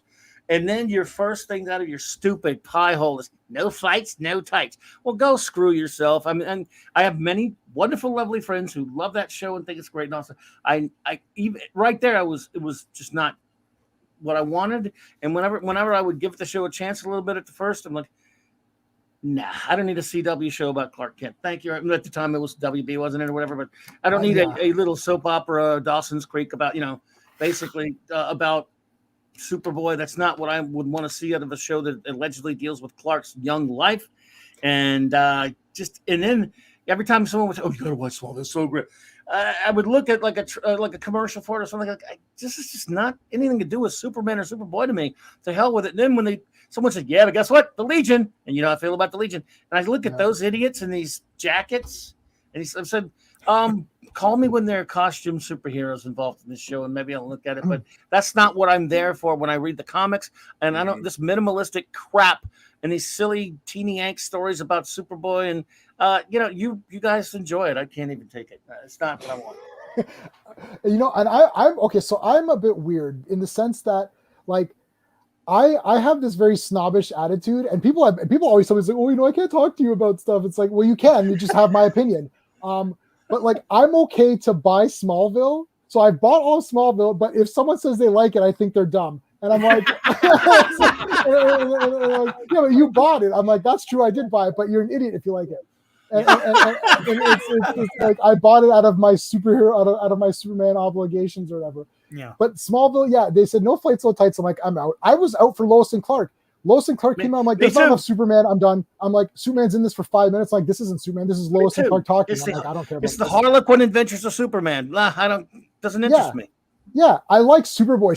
Sean likes it too. We always talk about Superboy. Yeah. The Superboy TV series. I'm like, Me too. That's the real Superboy. Especially season 2 and 3. For sure. So I'm like, Lois and Clark came out, A New Adventures. I was like, the New Adventures of Superman, he's not in it. I'm like, he's not in it. I need Superman to be in the whole thing. Not he appears for 5 minutes at the end. And even at, I don't know how old we were when that came out, but I was like, is the budget not good? Something's up. Because like, I'm like, nobody could consciously want to not have Superman in a show. It just, and that Smallville, I couldn't wrap my head. I don't understand. Look, I was married at the time, and my then wife loved that show. There were like 3 shows through the course when we were married that 9 years back then that I was not allowed in the room because I was an asshole, and especially when you got Low Ass and Clark on, or there were 3 of them, and this might shock some people. One of them was Quantum Leap.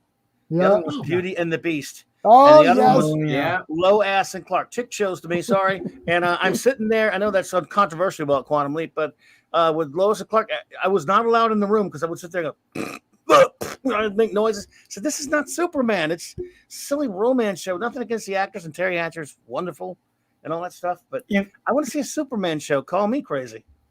Yeah, we all love George Reeves. Yeah, I was gonna say if you watch, well, I recently rewatched Lois and Clark, and it feels more Superman to me now than it did back then. Right. I think it's because of the minimalist attitude towards Superman, like Smallville. Right.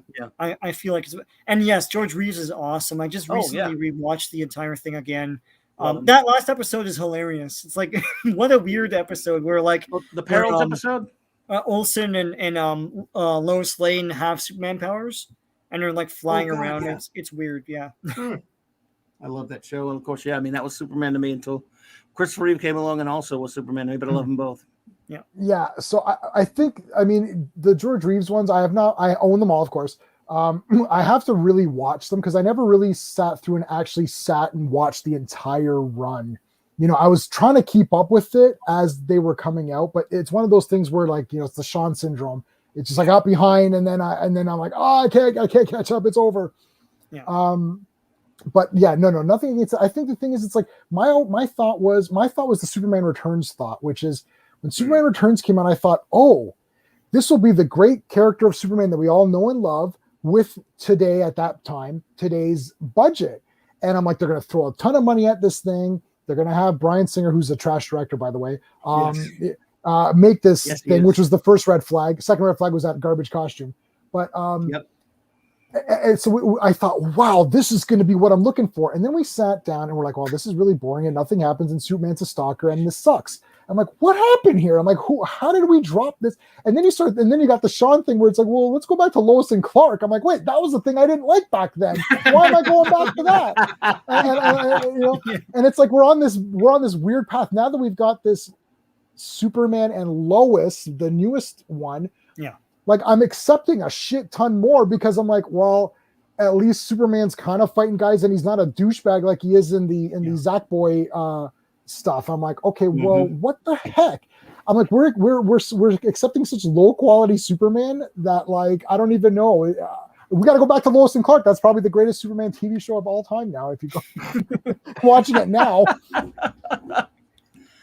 Yeah, look, dude. We're never going to get. Yeah, they're never going to do them right anymore. You have to face the fact that we're never going to see a pure version of Superman ever again. The closest you're going to get, even I sort of like the Superman and Lois show.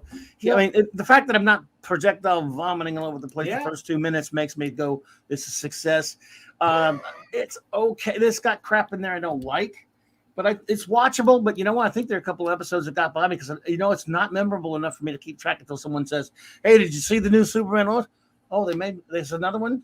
And I look back, there's been 5 of them since I last went out of my way to watch it. It's okay. And I like Tyler okay. At least, again, the characterization of him, I'm not sure I like Superman at this story about him with his family and stuff. That not that big into that sort of thing about his family. Mm-hmm. But it's a decent, watchable show that isn't beating us over the head with any messages yet. Yet, double. That's the word. Yep, double yet by ET, but we'll see. And it's decent and watchable. And for anything to do with Superman, I guess that is a triumph. But man, it's tough for me to get excited about it because you'd think I would remember. Oh, there's a new episode coming in. You have to remind me. I go 5 weeks ago. Oh, they made some more. Oh, let me go watch it. Yeah, so it's not must watch. It's not bad. Yeah. In a good watching environment, Superman and Lois would be a mediocre time waster. Yes. Where you're watching, you're like, yeah, okay, but like in today's environment, it's like, oh my god, this show is great. He has a costume. Oh my god! Yeah, I don't like the costume much, but I'll take at least that first few seconds of that Golden Age looking one. Oh, that was the Max Fleischer. That made me want to cry. I gotta say this. Okay, when they showed the Max Fleischer suit, and then they showed it again in that episode where they kind of recapped him meeting Lois. Everybody, that first episode, every single Twitter feed, Instagram, all YouTube, that picture was everywhere. Now let me ask you a question. So why do they have to keep making these bullshit, crappy costumes when everyone obviously loved this costume? They plastered it everywhere. DC.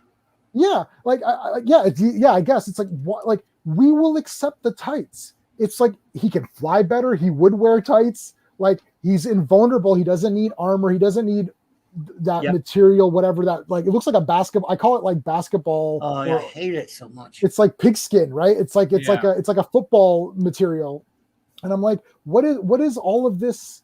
Why is it all textured? It's like, just have the stupid tights. And I want blue and red. I don't want off blue, maroon, or whatever. It's like, I want the damn normal blue and red. It's like, period. I don't want a black costume. I don't want a darkened thing. Go ahead, Sean. Brand loyalty, J-Man. Yes. You've bought every Superman thing and every cartoon and show. Yes. Will you watch and will you buy? Yes. My Adventures with Superman, that new thing. He will. You won't you down. I'll buy anything with Superman. Yeah. Even if he's not really Superman in it and you only see Clark Kent all the time. I don't think that's what it's going to be. But if you only see Clark Kent and Lois and Jimmy Olsen, and it's just their adventures, and he rarely uses his powers. You don't need to go through all that. I'm just buying it. God bless you, Jamie. Yeah, you don't even need to go through all of that. I did not. Okay, but hold on. Batman is there too. I did not buy Gotham. Or Pennyworth. Well done. Well done. Or Pennyworth. Yeah. I taking watched your first step into a larger world. I know, and I've got extra money. I can buy. The thing is, it's like, well, now I'm thinking I got to finish my DC Comics Presents thing. So now I got money to spend on that. But I did not buy. Never bought Pennywise. Everyone forgot about that show. Pennyworth. Even you forgot the name. Oh God, Pennyworth. Yeah, Jesus. What? How forgettable it is. Pennywise is that clown. Pennywise is the most ineffective killer in the entire horror pantheon of killers. He can't kill 6 kids. He's trash. I don't want to get into Pennywise. Yeah. Pennywise can't do anything. Sorry, Steve. Pennywise is the. Oh, that's fine. No, Steve knows I feel this way. Pennywise can't kill 10 kids. He's trash. Jason killed a shit ton of them in his movies. Anyways, I mean, if you watched the last 2 It movies, you would agree with him. Pennywise can't do anything. He just like makes a face. It's like, I'll punch him in his mouth. Yeah. What a wimpy. What a loser. Yeah. Michael Myers would rip his face off. Yeah. I like slasher. I like slashers. That's my thing with horror. Okay, so what do we got here? Fleischer Studios Superman model. Oh, what? I haven't seen. I don't know what that. Cool. Google it, Sean. Batman's not Gotham. Yeah, apparently not. Yeah, well, my problem with Gotham was that if Commissioner Gordon or Jim Gordon, whatever, detective, Bat Gordon, yeah, right. You said my problem. He seems to be handling the villains of Gotham pretty good without Batman. He's not dead yet. He's So why does he need Batman? I just don't understand this whole concept of we don't need the main guy.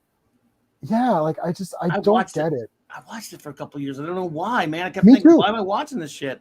And pardon my language. It's just they're all 10 years before Batman too. These villains are all starting 10 years before there's going to be a Batman. Like you said, by the time you get to Batman, everything's happened. Yeah, I'm sick of these Gotham shows without Batman. Just don't do it. Yeah. If you want to do something, I've said this before, do Nightwing, put in Bloodhaven. Just do that. Like this Batwoman shit, Gotham, all this stuff. No interest. I watched the first season of Pennyworth. I didn't watch the second season. Didn't buy Pennyworth. Didn't buy Gotham. Have no interest. Like, just it's over, Johnny. Like, didn't buy Batwoman. Don't have no intention of ever buying Batwoman. I bought it. Possibly wouldn't take Batwoman if you offered it to me. Yeah, I did buy Batwoman, but almost just for the train wreck of what it is. All right, so Sean, I'll put the link in the chat if anyone wants to see what that. It's almost like Batwoman has become how not to make a television show, I think. Well, Batwoman's quite infuriating. Like that actually is pretty like when my wife she got through like 1 or 2 episodes of season 2. She's like, I'm done. And I've got more tolerance than she does, but like, and I'm like, I just like, I can't. And Sean is so excited to watch it because he wants to watch this train. I want to watch trash. Yeah. I lasted 30 minutes of episode 1 of season 2. I lasted 30 minutes. Yeah. And that's including commercials. So probably more like 15. And I was out. I was like, I'm out. I'm I'm out. I'm staying out. You got to toughen up, Steve. You got to toughen yourself up, man. This is man. I have a funny one. Felicity, when she cut her hair, everyone dropped. Of course. It's like I remember Entertainment Tonight reported like her hair got shorter and everyone just stopped watching the show. Of course. They're watching her for her 80s hair. Yeah, man. She was very attractive. And then she got that dumb boy cut, and I'm like, what is happening to this show? I'm like, yeah, I didn't even watch Felicity. I was just that was the last season. Yeah. I watched the first 17 minutes and I was out. The one good thing about Batwoman, the only good thing about that Batwoman, that show, was all those guys who review it, make those hilarious, like Az and Gary. Those videos are more fun to watch than any TV show. I think Az is the funniest for me. Yeah. Oh, he's hilarious. Like, he's just, I don't know. And then, I don't know, just seeing him in the corner. So he was in a different corner today. No, I'm being serious. He just did a video. I watched it right before the stream talking about the RTD stuff. And he was in it. No. I forgot what he was talking. And he was in the other corner. I'm like, wait, why is he in this corner? And it just felt weird. He's like, I know I'm in the wrong corner. I'm like, I don't know. He's hilarious. It's just so weird. It's like, it's because you're used to looking at him at a certain spot. But yeah, he's great. But yeah, no, I mean, Batwoman is really awful. Like it's very hard to sit through. Like Sean's laughing and he thinks he's going to sit through it, but he's not going to. You're not going to make it, Sean. You're not going to make it, Sean. You're weak as water. You can't do it. Oh, it sounds insufferable. But it's awful. I just the audacity of it. I have to watch like people actually putting this on screen. It's crazy to me, right? That's what fascinates me, like a moth to a flame to like bad stuff. It's like how they do that. It's like BVS, but we won't go there. Oh, that is a nightmare. I love like Sean they actually BVS. made this movie. There's a jar of piss in it. Batman's like branding people with a hot poker. No. Hey. And they sold toys anyway. Yeah, well, a few anyway. And Superman stands there and lets an entire alleged Superman blow up of people, and then stands around and goes, whoa, wait, no one else was invulnerable? Well, it sucks to be you guys. I guess it's well, he flew Zod right into a 7-Eleven and blew that up. And it's funny because just before that, they show the 7-Eleven and there's a guy filling up and there's some guy coming out of the 7-Eleven and then they all die. Yeah. Oops, you got none of you guys are invulnerable. I keep forgetting that. My bad. I'm not mindful of all of you, even though I lived among you for 20 years. Anyway. Listen, that 7-Eleven was clear. There was no one in there. There was no sales going on. It's like in Godzilla. Everyone evacuated. But then again, when I got to see the Brady Bunch get burned down, I'll kill somebody. Yeah. Oh, Brady. Are you a Brady Bunch fan? I'm a fan of. No, I'll strangle a guy to keep him from burning down the Brady Bunch. I'm talking about the scene of the Man of Steel. The Man of Steel, the justification for Superman killing scene, which even Christopher Nolan was against, by the way.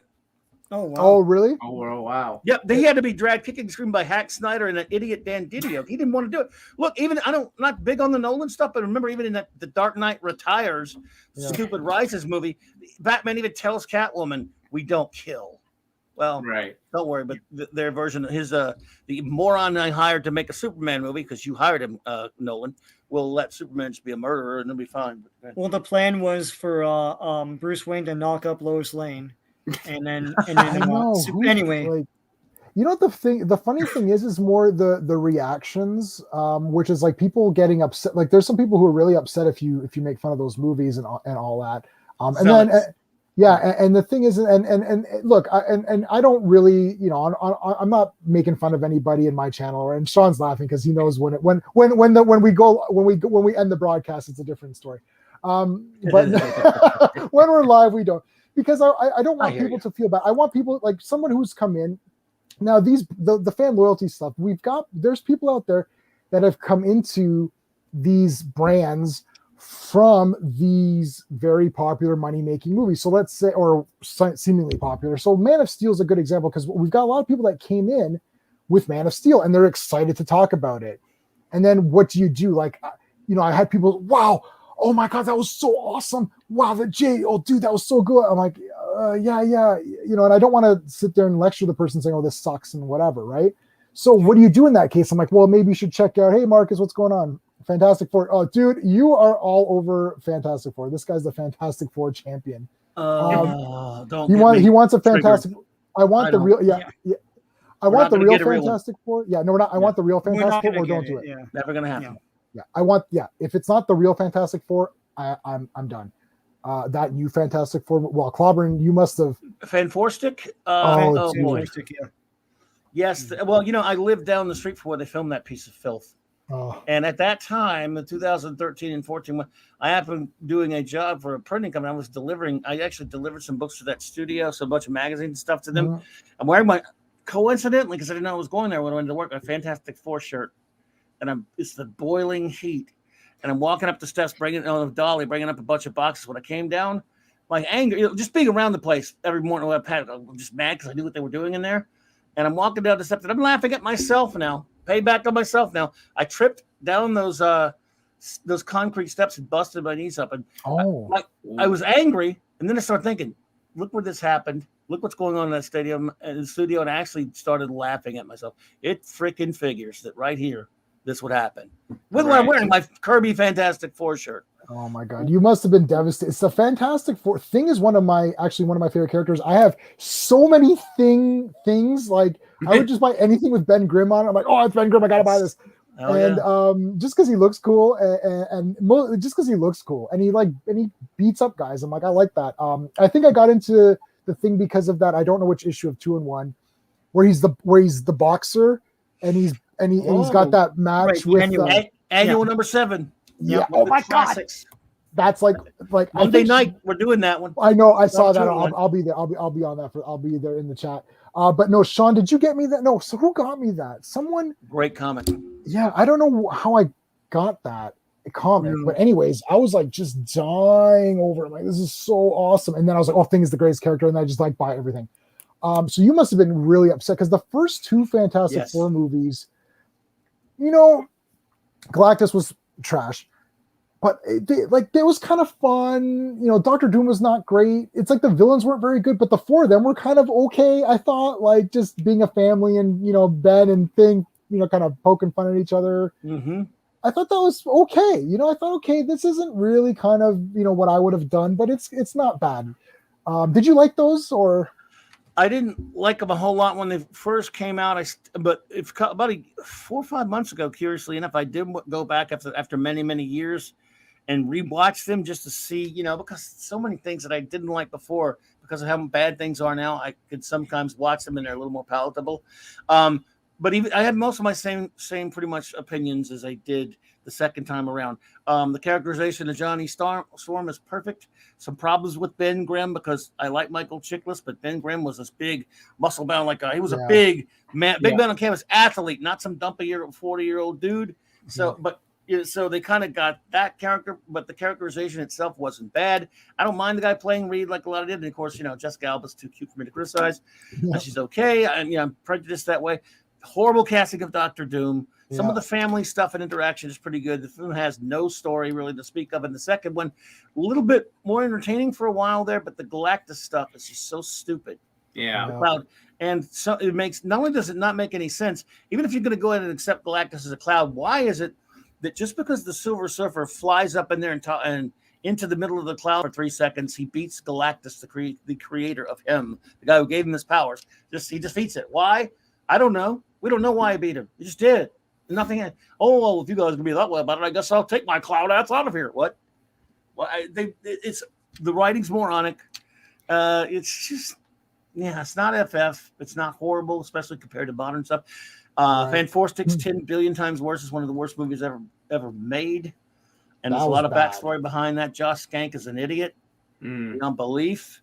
There's a lot of backstory. The stuff he did here down here where I live, where he filmed this thing in Baton Rouge. I could tell you some stories about that jerk. Just everything about that movie is a disgrace. It was just done to keep the rights. Yep. Yeah. Yeah. And why was Ben naked? I mean, I just couldn't. I don't know why they keep. Okay, I gotta tell you something. Look, anytime they did this with the Superman trunks, they did this with the Ben Grimm. Anytime that section is altered, I end up looking at it all the time. Yeah, because it's weird. So Ben Grimm is walking around, in his Dr. Manhattan outfit. Yes. And I'm like, okay, I just keep looking at his crotch. And I'm like, why don't you have blue pants on? And I'm like, for Christ's sakes, put some damn pants on, you damn bastard.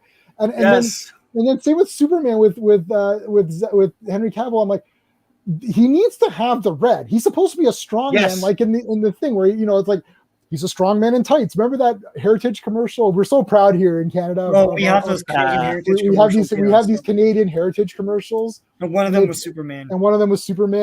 And because Joe Shuster was Canadian. So. Yeah, and Schuster's he's got the drawing, and he's like running, and she's like, oh, I don't think anyone's gonna read a comic strip about a strong man in tights. And she's like, it'll never fly. And then he's like, fly, no, but he'll leap over tall buildings. And it's like this big thing, and it's like, and then he hands his little sketch, and she opens it up, and it's Superman, of course, in case you didn't know. And they played the John Williams. And they play the John Williams music. Nice. And it's like Canada's heritage. I'm like, this is so great. Anyways. And he literally says it's a strong man in tights. And I'm like, yeah, that's what it is. Anyway, so Henry Cavill's crotch has been looked at. I've looked at his crotch more than anything else because any woman he's ever dated. Yeah, like even more than Matt Decker. Will Decker. Sorry. and same with Ben. So the thing, it doesn't have pants, and I'm like, I can't. Like, this is so bad. I can't get over it, and it's angering me while I'm watching it. Well, wasn't Dr. Doom a whiny? He was a blogger. Yeah, whiny blogger. Like, and he looked like he was wrapped in tinfoil with wearing a garbage bag over his head. Yeah, so bad. And he was somehow he got his powers with the rest of them at the same time, just like in that stupid the other Sony movies. And so he didn't need powers. So why does Dr. Doom have powers anyway? What's wrong with you people? You never read a comic? So, Clobberin, which costume is better, Dr. Doom in the Roger Corman one, or Dr. Doom in that one? At least in the Roger Corman one, even though he looks like a walking action figure. So, yeah, it's like a Mego doll. He looks like a Mego doll. I was going to say that. A buddy of mine, when we first watched that one, none of us were supposed to see because it was supposed to be destroyed. The Corman one, we're watching it, and as soon as Dr. Doom goes, whatever, mom, my friend just blurts at us, "Yes, your action figureness." That's what he looks like, but hey, it looks better than either one of those. I like the spirit of that one. Me too. Would you agree, Clobberin, or no? Yeah. It was pretty bad. There was really one unbelievably dumb thing in the story where they were basing their powers off like Reed is a guy who stretches himself too much. Get it? Oh, Johnny's a hothead. Sue feels like no one sees her, and the thing feels like rocks. Feels like rocks, I guess. He's got a tough exterior. It was made for the wrong reasons, but at least I don't know why the mole man had to be the jeweler. That was stupid. Yeah. As an FF fan, I was tearing it up, but still, you're right, Sean. It at least feels better. You've seen that documentary, I take it. I haven't seen it. I haven't seen that documentary. I think it's called Doomed. You should see it. The one on Hulu. I think it's about it, the making of that thing. How those actors thought they were actually making a movie. Yeah. Oh man, I feel bad. They were all trying. Yeah. They're trying. I mean, you got to come up at this thing with like, okay, the second, and I posted a video earlier about this taking the men out of X-Men. I think I was the friggin' first person because now all these other people are throwing videos up. But anyways, it's like if someone comes in and says, "Hi, I want to a job interview." It's like I want to do an X-Men movie. Okay, I think we should changes, take out the men. We'll just call it the mutants. It's like, you're fired. Like, why? It's like, I want to do Fantastic Four. It's like, okay, I'm going to change all the characters. We're going to race and swap everybody around. Ben Grimm is going to be green. He's not going to wear pants. Mr. Fantastic is not going to stretch because that's stupid. Maybe he could do something else like teleport. It's like, wait, what are you talking about here? Like, but Marvel continuously hires these morons for crap like this. DC too. But I just don't understand. It's like, what is happening? At some point, it is going to break. Like, I don't know what the breaking point is for Marvel's MCU. The breaking point's, MCU, I think, close. It's getting close, isn't it? It's here. It's over, dude. It's coming. If they don't have heavyweight things, then I think it'll go away pretty soon. They have X-Men and Fantastic Four to play with, but like doing Eternals and stuff, you could get away with that for a few movies, not all the time, because like no one knows anything about these, and it's not going to be actual Eternals anyways. Right, it's not the real Eternals. So. No. Yeah, it's awful. And again, that's going to be a one and done. Right. Oh yeah. There'll never be another one. And No, nobody's gonna no, I watch the other know. one. I wish they would have. Even I don't want to see it. I mean, I just started reading Eternals. I never read it before. I only read issue 1 a while back, and then I started reading it again because in anticipation of this movie, which is what you're not supposed to do. We always joke that we start. I know Sean does that all the time, and then like we start reading the source material before the movie comes out, and then inevitably you're going to hate the movie. Makes it worse. Yeah, it makes it worse, right? Yeah. So and it wasn't Kirby's top. Go ahead. I liked. I'm dying over it, man. I'm like taking notes. I'm like, oh, who's this character and all this, and then I'm like, the thing is like, Clobberin Times and I haven't talked about this, but we have about Thor Ragnarok, which is it's like a visual Kirby tribute where like every character looks like one of these weird kind of over-designed characters. I love that movie. It's a trash Thor movie, but as a visual movie of an adventure of a character called Thor and a character called Loki, in this movie, it's just like the Kirby stuff is so amazing. I bought the art book for it to see all the designs. And Taika Waititi did say in the commentary that it's a Jack Kirby thing, so that's great. I wish they would do that with Eternals. Make it look mystical, like make it look colorful and energetic. It just looks very dull. It's like they're sitting around, everything's dull and boring. Like what happened? Make it like Kirby is the best because it's like you picked up something. You're like, wow. My whole thing is, do I feel transported? Like I love Flash Gordon, the 1980, like the Flash Gordon movie, because I feel like I'm transported to another world. Like this does not look like outside. Yeah. And I think that was my problem with all of the Zack Snyder pictures, with all of these newer ones where it's like, oh, look, it's like, this is like the real world, but I don't want the real world is right here. I'm on the 22nd floor. I can see everything. Right, Jack Kirby to me was like, wow, I'm in a new world now that I've it's like something intangible and fantastical. Not I'm fucking outside standing here and there's a Superman out there. It's like I don't care. You think that Kirby does transport every page of his? I think it was Barry Wintersmith or Walt Simon. One of them said that Jack Kirby could not draw an uninteresting page.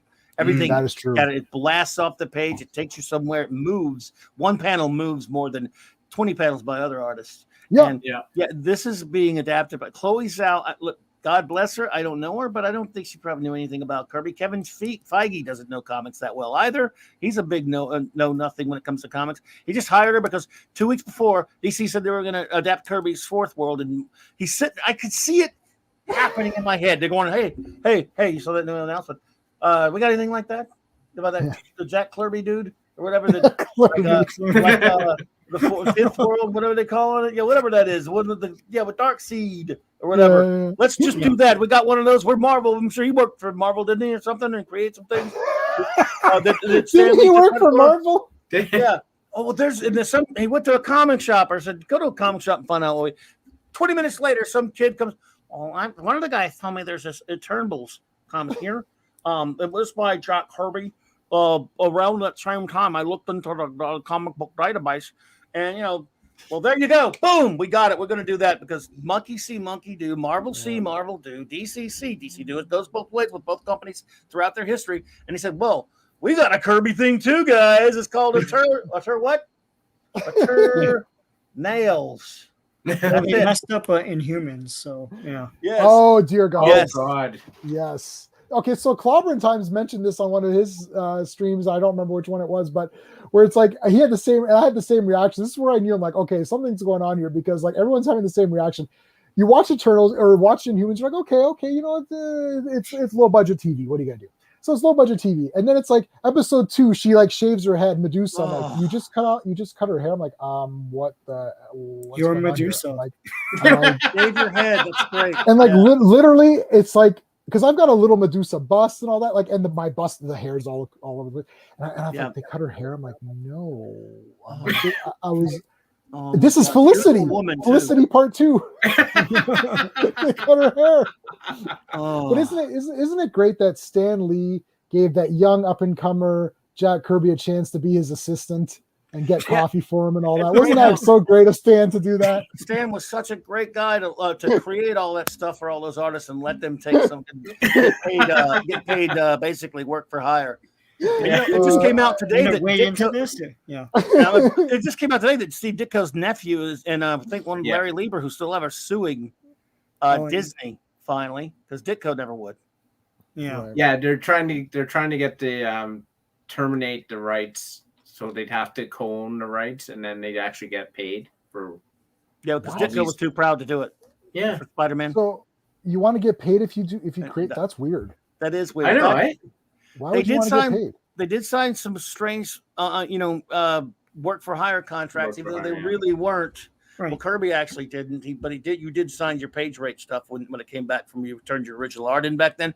And there was, I don't know if you're familiar with it, in the early to mid '80s, the Jack Kirby original art controversy came out. They were keeping all of his art, most of his art hostage, Mhm. because it turns out maybe they thought legally he could challenge some of that stuff. His name is on so much of it. And they wouldn't give him his original art for a long time. The industry had to rally around behind him. That was when I first started studying the Kirby Lee, who did what, the whole credit war, and we won't get it. That's very controversial. I won't do that on your channel. But talk about getting some in trouble for that. I mean, that's if you criticize Stan Lee, you're going after Santa Claus to some 40 and 50-year-old guys. You know, for a company that is so interested in virtue signaling and inclusivity, they seem to get sued a lot. Oh yeah, But the whole DC, like comic though, rights thing is an age-old story, right? Right. Like Ed Brubaker has been making mouth noises about how all of his concepts have been like basically proliferated in almost all of the Captain America appearances in movies and TV and stuff. that's right. And Ta-Nehisi Coates for some reason came out and defended him, and I was like, oh, that's cool. He's like, yeah, no, he's right, man. What the hell?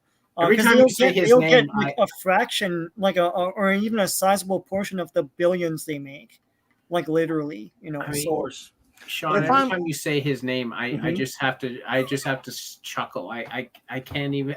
Why is he even in the conversation? That's pathetic. well, he writes comics and stuff. Right. Sure. Yeah. Yeah. Whenever there's like special guest writers, I'm like, yeah, but it seems like they know a lot about comics. That can't be true. Like why is all this continuity in here? Someone's helping them out. It's so weird. Yeah. Yeah. No question about it. Did you guys see? I forgot her name now. Trat. Oh, I had this memorized. The girl who said, "Don't if you don't like my politics, don't read my comics." Kelly Deuce's Kelly. Yeah. Yeah. Did you see her latest one where she's like, she's like, look, man, I don't know. The comic industry is like not doing well, and we're in trouble. It's like, hello. They took your advice, Kelly. It's like No problem. Way to go, Kelly. I'm with you. Thank you for the advice. Not that I needed it. But... yeah, it's like hello. And you're like, oh my god, and people are laughing about it too. But I mean, it's a bit sad, really, to be honest. It's not a funny thing. It sucks. Yeah. But like, what do you want? Like, this is what you wanted. It's like this is what you paid for. Remember, like in Hard Target, it's like this is from the Van Damme movie. We quote Van Damme on here, Clobby, all the time. It's like this is what you paid for. You asked for it. You wanted this, right? Like It's called responsibility, right. and she's trying to shirk it, but Well, she now it's all like, oh, you guys aren't buying comics anymore. Well, yeah, but the perception not to. You told me not to. I didn't listen. I still go every Tuesday. It's like I still go every Tuesday and buy. I've stopped the physical stuff. I get Superman, which I'll never. That was stop. my whole thing about Last Jedi, and then the next one was Solo. And Last Jedi felt like I was being talked at and lectured at and told that your Star Wars sucks. Fuck you. And then Solo came out and it didn't do so well and it was a bomb. And I was like, well, you told us to fuck off and we fucked off. What do you want me to say? Absolutely. Like, and then they called you istophobes for not going to watch it. Yeah. Right. Oh, I know. It's so silly though, and it's supposed to insult me or whatever too. It's like I don't care.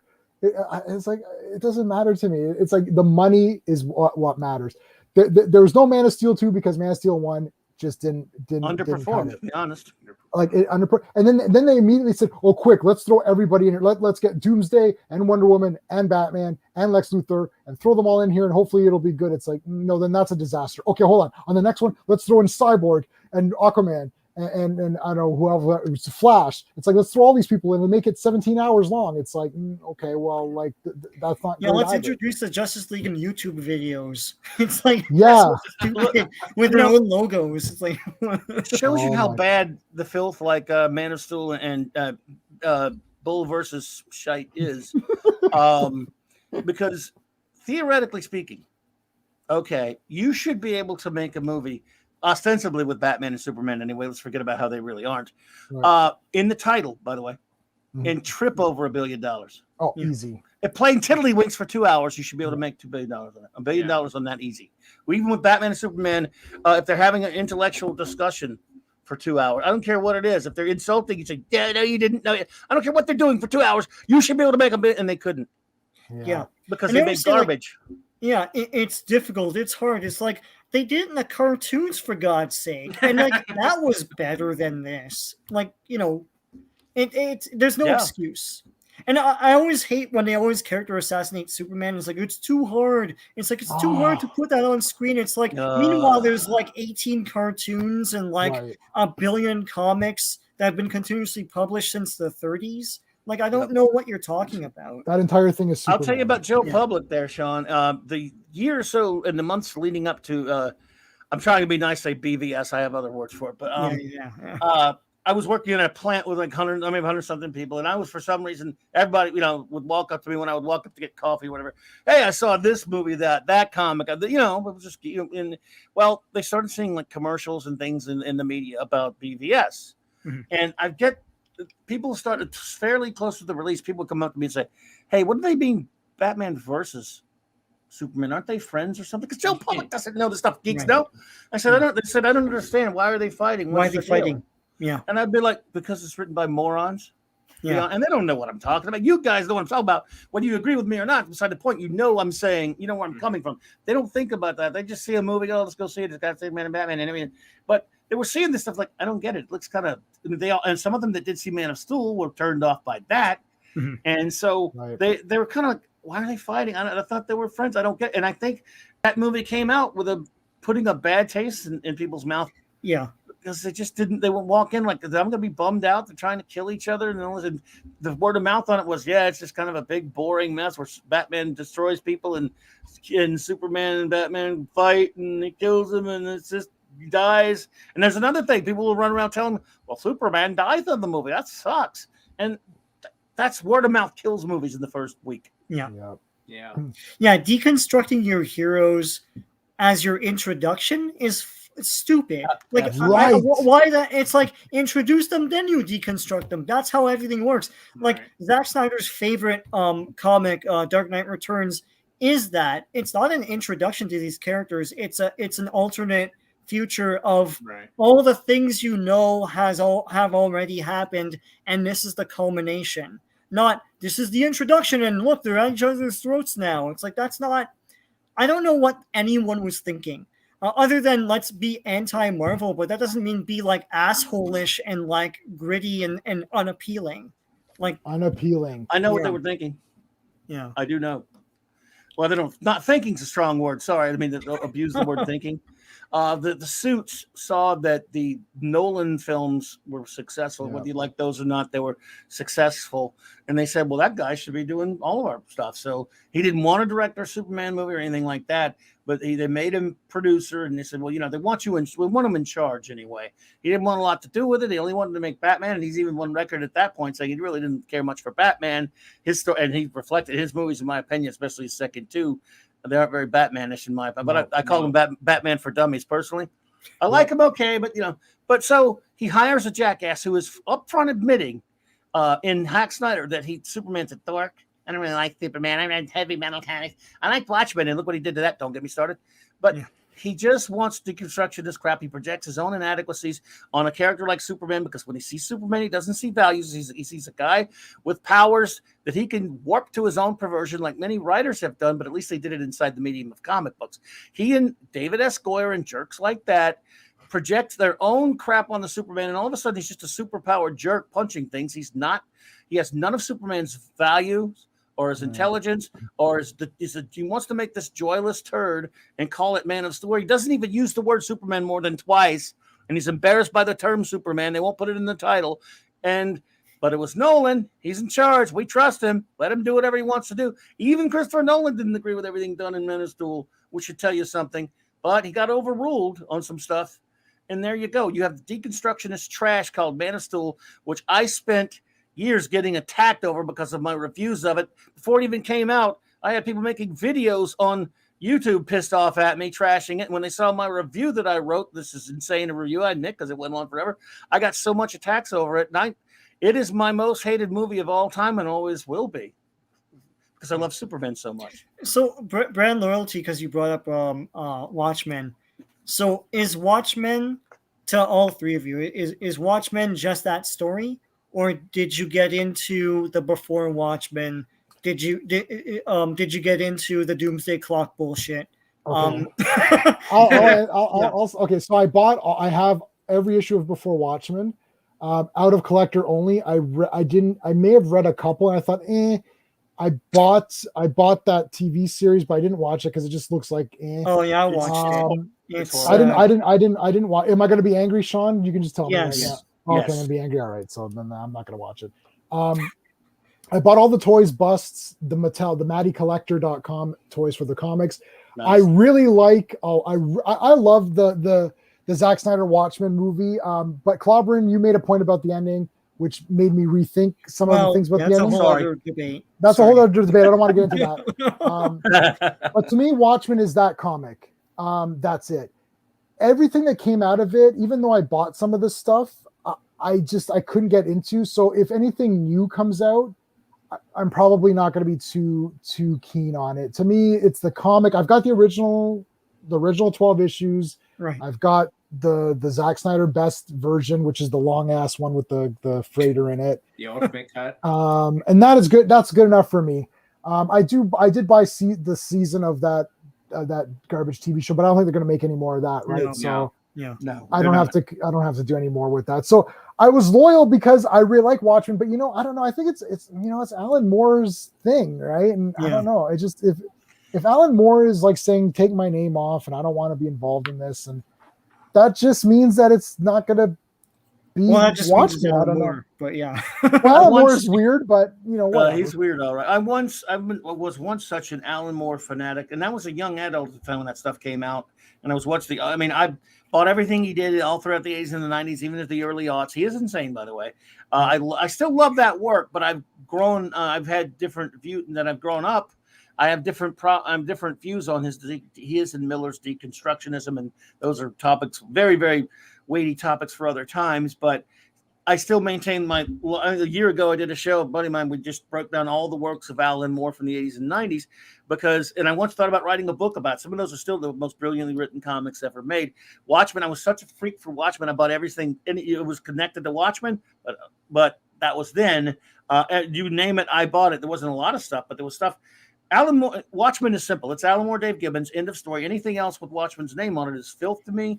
It's crap. Now, Moore's disowned it. He doesn't love any of his old stuff anymore, but he's cuckoo. Right. But yeah, to answer it simply, that I did watch that stupid TV show for some, I can't tell you why, and it was horrific. The movie, I do like the movie in a lot of ways. I just don't like the way he added, Snyder. It looks great. He added a bunch of silly, dopey cornball action scenes that kind of undermine what Watchmen's really all about. I hate the ending, but I can watch it and love that casting and watch it. It's fun to watch. It's a goofy popcorn movie that took something that was extremely dense and brilliant. And again, it did cheapen it and make it a silly popcorn movie, but that said, it's still enjoyable, but it's not on the same level as the Moore and Gibbons masterpiece, in my opinion. Yeah, I did. I read a little bit of the Doomsday Clock, but then I just stopped. No, I wasn't trying to even be a snob about it. I'm just like, I don't know. That's how I am. Like Marvel. Well, sorry, that's DC, but Marvel Comics right now, unless it's X-Men, and that's for my channel, I'm done. Like, done all of it. I'm done with all Marvel except for the X-Men stuff. A lot of it's gonna end as well because a lot of that was not that great. I think Marvel comic book wise has fallen off a cliff. It's dead as shit to me. I don't like. I like X-Men. I like X-Force. I like whatever. Maybe a couple of other X-Men titles. The other X-Men titles I'm reading just because I'm reading everything.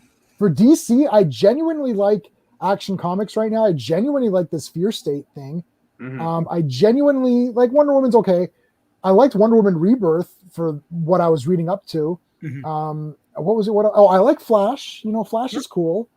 So yeah, DC in the comics, the ones that I'm reading, I'm cherry picking them, And I think the ones that I'm reading, I'm liking. And if I don't like it, I just won't get it. Like I forgot what I tried. I tried something like, no, I don't like this done. I tried Iron Man issue 2 or 3.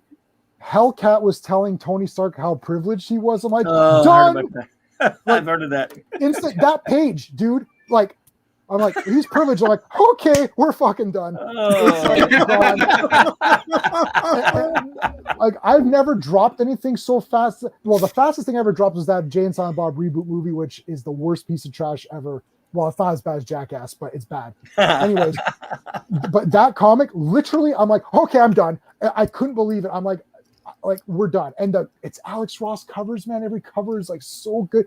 People at my shop are like they're buying it for the art, the cover. The guy's like, I just bag it and board it and just put it in my collection. I'm like, okay. I'm like, I'm crazy, and I'm crazy on some things. I'm crazy for Superman, but I'm not crazy for everything. I pick and choose my fan loyalties. Steve, you're liking you've liked. Well, we're all reading the same kind of things, aren't we? Yeah, I'm reading all of Fear State, like everything, right now. So it's good. It's cool to me. I'm enjoying it, but I think the only way to stay sane in this culturally like confused world is to just stick to what looks interesting or what you're willing to take a chance on or what you are interested in or what you like. Like it, unfortunately, like there was this whole period of time where we took on everything and we tried everything out. And I think you have to do that in order to build opinions and to build like just knowledge about things. But I think like for me personally, I'm not saying I'm done learning. I'm finding out about things, but I don't need to go to the lengths I used to like find things out. Like I know what I like now and I know what I don't like. So it's easier for me to weed out the stuff I don't like. Right. I did read all of Before Watchmen. I own the Watchmen show. I haven't watched it. Mutual friend of ours has been talking it up to me, but it's not swaying me. Oh, that friend of ours, if he talks it up, I'm kind of like, Yeah. Doomsday Clock, I didn't touch at all. I heard just terrible things about it, and I just stayed away from it. Yeah. So I think it's like in the context of brand loyalty, I mean, you can only be as loyal to the brand as the people making it are loyal to the brand. If they're not going to be loyal to the brand, they should do. We're going to end in a couple of minutes, and that's a great little that was a great little line there at the end. Yeah, that's perfect. Yeah, because like I think I'm more loyal to these characters than the people writing the characters. That's way more. Right? Yeah. It's like I don't think a lot of these people are collecting a lot of this stuff. Hey Bell, we're about to finish up, but that's okay. I beat up Batman versus Superman a bit, and I know you'd be angry with me. I was very nice to it, though. Yes.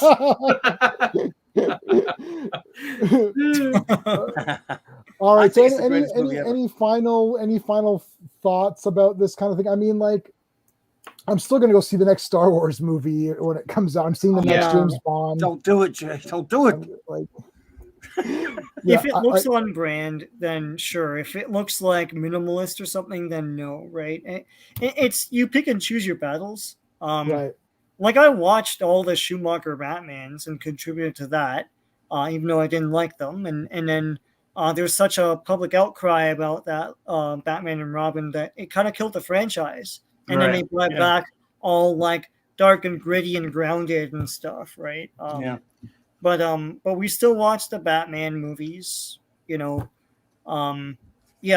like you just have to gauge what their intent is and whether or not you would like something, and then you choose to consume it if you want.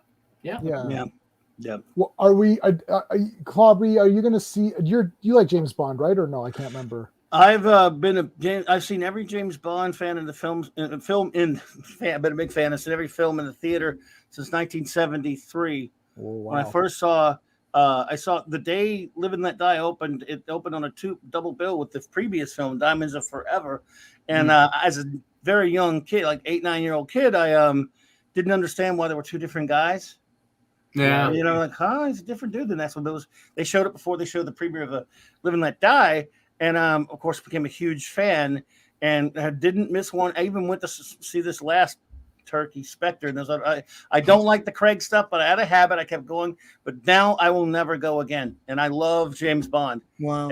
But I don't like anything that's been done with him over the past many years. To tell you the truth, I'm actually one of those who defend Timothy Dalton to the death. I wish he'd played him longer. I love the Dalton films. Yeah. Love Sean Connery, and I even have a spot in my heart for the little Roger Moore. But now I won't go, and I would have probably gone to see this if all the things that have been happening had in the media about it had. I probably would have walked in. Although I said after Spectre I wouldn't go back. I probably would have said, I'm gonna go see it, but now I won't.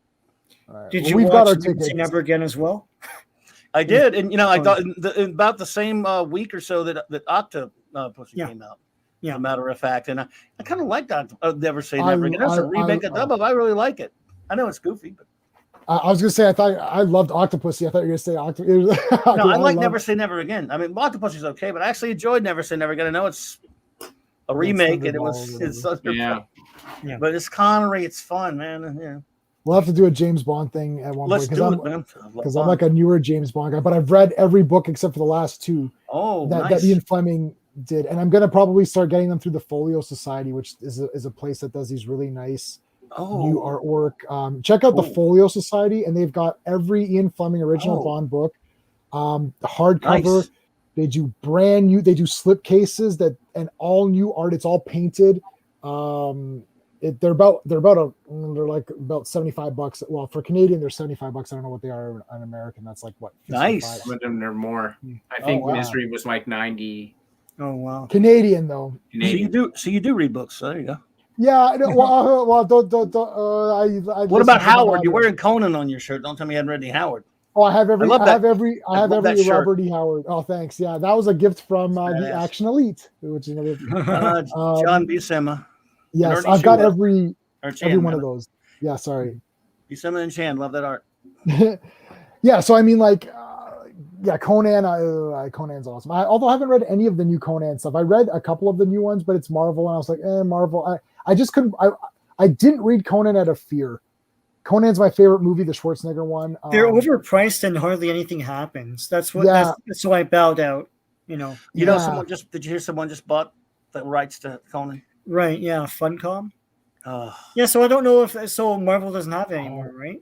Nah, that's what I heard just yesterday or the day before, whatever. So that's crazy. Like, what is happening here? But Savage Sword of Conan's like one of my favorite things ever.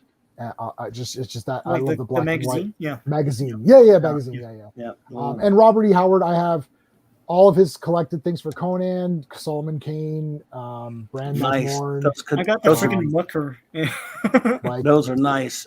Jay, have you ever seen the film The Whole Wide World? No, The Whole Wide World. Vincent D'Onofrio playing Robert E. Howard, his story of it with his. Oh shit! No, I never 1986. It's a beautiful, brilliant film. Renee Zellweger's in it with him, based on the book by Novelyn Price, The Whole Wide World. Dude, you're a Howard fan. It's a must see. D'Onofrio's brilliant as head. Sure, D'Onofrio is Two Gun Bob. Because that's what they used to call him. Yeah. You got to see that movie. I mean, oh my god, 100%. Howard fan. I'll really find that. Man. I'll get it. I'll get it. That was like Elric. I went to the. I'll tell this real quick story. We went to a toy show. Sean, were you there at this toy show for the Elric thing? No, Steve, you were there for Elric. I was wearing there's a heavy metal band. It's a heavy metal band called The Sword, and they have the great albums. And one of them's Warp Riders, and I was wearing the Sword Warp Rider shirt. And I'm standing there in line, and then this guy randomly walks by. This is how great these toy shows are. This guy walks by. He's like, "The Sword!" And I was like, "Dude, like heavy metal, we're crazy. We're just like, yeah." And then he's like, "Oh my god!" He goes, "Do you like Conan?" I was like, "Oh, that's my fucking favorite movie, buddy." He's like, "Yeah, right." And then he's like, "How about do you like Elric?" I'm like, "No, I don't know what that is." He's like, "What?" Oh my goodness, man, Michael Moorcock. Yeah, and he's like, "What?" He's like, "No, this is like 10 years ago or something." And he's like, "Someone like you should know who Elric is." You would love it. I've got them all. No, I've read some. Yeah, but this is about like 10 years ago. Oh, and the guy's like, "You should know Elric." I'm like, "Oh my god!" I'm like, I went home and bought every book just based on some random. Nice. He's like, you're supposed to know who Elric is. I'm like, oh shit, I better find it because I don't want to look like a goof, right? So I'm like, I better buy every book right now. And I bought the 5 volumes. I collected everything. Well, He's you in the got Conan the comic. you got the comics. He was in the Conan comic. He's in and he had comics and stuff. Yeah. and a graphic novel that they did in the early '80s. I haven't seen now that stuff unless it's on digital. I don't Pete have Craig it. Russell. It's on the Marvel graphic novel Elric by Pete Craig Russell. Oh man, Is it on Comixology? You think, or I don't know, but I'll check. And they're real graphic novels. Pet peeve as I'm a comic shop guy. I hate when they call trade paperbacks graphic novels. Oh, yeah, but fight with this is a people. graphic novel. Man, I've had to educate people. People are like, oh, I like graphic novels. I'm like, no, you don't. You like comic books. I said, name a graphic novel you like. They're like, Watchmen. I'm like, okay, that's a comic book. Like, no, it's not. I'm like, I literally have the issues. Exactly. Whereas the Death of Captain Marvel or that Airlook, that was actually called the Marvel graphic novel series, made for that format. Yeah. Or New Mutants. Was New Mutants? New Mutants. Yeah, that's one of the other ones. Yes, sir. God Loves Man Kills by the X-Men story. Yeah, so those are real graphic novels. Yeah, I hate when people just say anything's a graphic novel, and it's like, but they do it to make themselves feel okay. Look, I'm like, buddy, I'm like, don't pretend you're reading a novel. It's a comic book. I read comic books. It's like I've got it tattooed on me. It's like I like comic books, and my work at my day job, my entire cubicle has nothing work related on it. It's all comic book pictures. I have Kirby. It's all, and it's like people are like, what is? It's like, I don't care if it's professional or not. I don't care. And it's like my entire, like I have like little characters that I make. It's and I won't wear this to work. I'll wear somewhat, but I've got my Superman pin or something on me. And it's like, look, this is what I'm going to wear. I don't care. This is who I am. And everyone knows it's like, yeah, he's the comic book guy. And they're like, oh, you're not supposed to, someone new just started. And they're like, you have to like comic books. I was like, no. I said, you don't have to just like comic books. You also have to have my exact opinion on every comic book. You're a man after my own heart, buddy. It's not good enough. You can't like comics. You have to, and you can't like the movies. Like people were like telling me, oh, I love that Snake Eyes movie. I was like, it's trash. I was like, it sucks. I was like, you don't like it. You have to have the right opinions, damn it. Yeah, you have to have my exact opinion on everything. Yeah. Oh my God. But yeah. Okay, guys. So, Clobby, you want to let everybody know what you're about and where you're going to be and where they can find you? I'm going to put your link up. Hold on, let me get your link up. Oh, that's cool. Oh, thank you, man. And it's in the chat, and I'll give you the solo layout. Well, for tomorrow night, of course, every Saturday night, my wonderful first officer, Raquel Briggs, and I are continuing our ongoing mission of reviewing all of real Star Trek 66 to 05 only. We started back in January with the original series, animated series after that, original crew films, and now we're ending the second season. Tomorrow night we'll be ending the second season of the TNG, The Next Generation, and we'll go on from there. And every week, and we have a wonderful time, a great, gigantic, interactive chat. We give a lot of info on the episode, then we give our rating of it, and then the chat gives theirs, and I read their ratings on. We have a nice interactive time. It's a lot of fun if you're a Trek fan. And Monday nights is Monday Night Mark C Comics Talk, and I've been this week doing a series on the great team-up comics, World's Finest, Brave and the Bold, Marvel 2-in-1. Marvel Team-Up was last week. Marvel 2-in-1 this week. The great Mark D with the C will join me. And then those are the two mainstay shows. I do other shows after that, including Global Geek Gang and stuff. So, and again, a week from this Monday, some guy named the Great J-Man will be joining me to talk about the fifth and final of the great team up comics. That is, of course, DC Comics Presents, and I'm looking forward to that one, brother. Oh, I'm looking forward to that too. I'm super excited about it because, like, I've got so much to say about it. But okay, guys, and then we're gonna be. I scheduled the stream for Sunday. I'm gonna change that to tomorrow night because it's Christopher Reeve's birthday tomorrow. Oh, so nice. we're gonna talk about Street Smart. No. We're going to talk about Death Trap. Yeah. I love Death Trap, buddy. I've seen it 100 times. I know the dialogue, and I like Street Smart as well. And that was Morgan Freeman's favorite character or most difficult character that he played. But I love Death Trap. Except for Easy Reader, yeah. Yeah. Yes. He started when he was 40 something. Yeah. Yeah. Okay. So no, but we're gonna talk about Superman, of course. I know we've talked about Superman 4,000 times, but 4,001, who cares? It's Superman. So all right, guys. Well, we're gonna end it off there. Thanks everyone for watching, and we will hopefully see you tomorrow.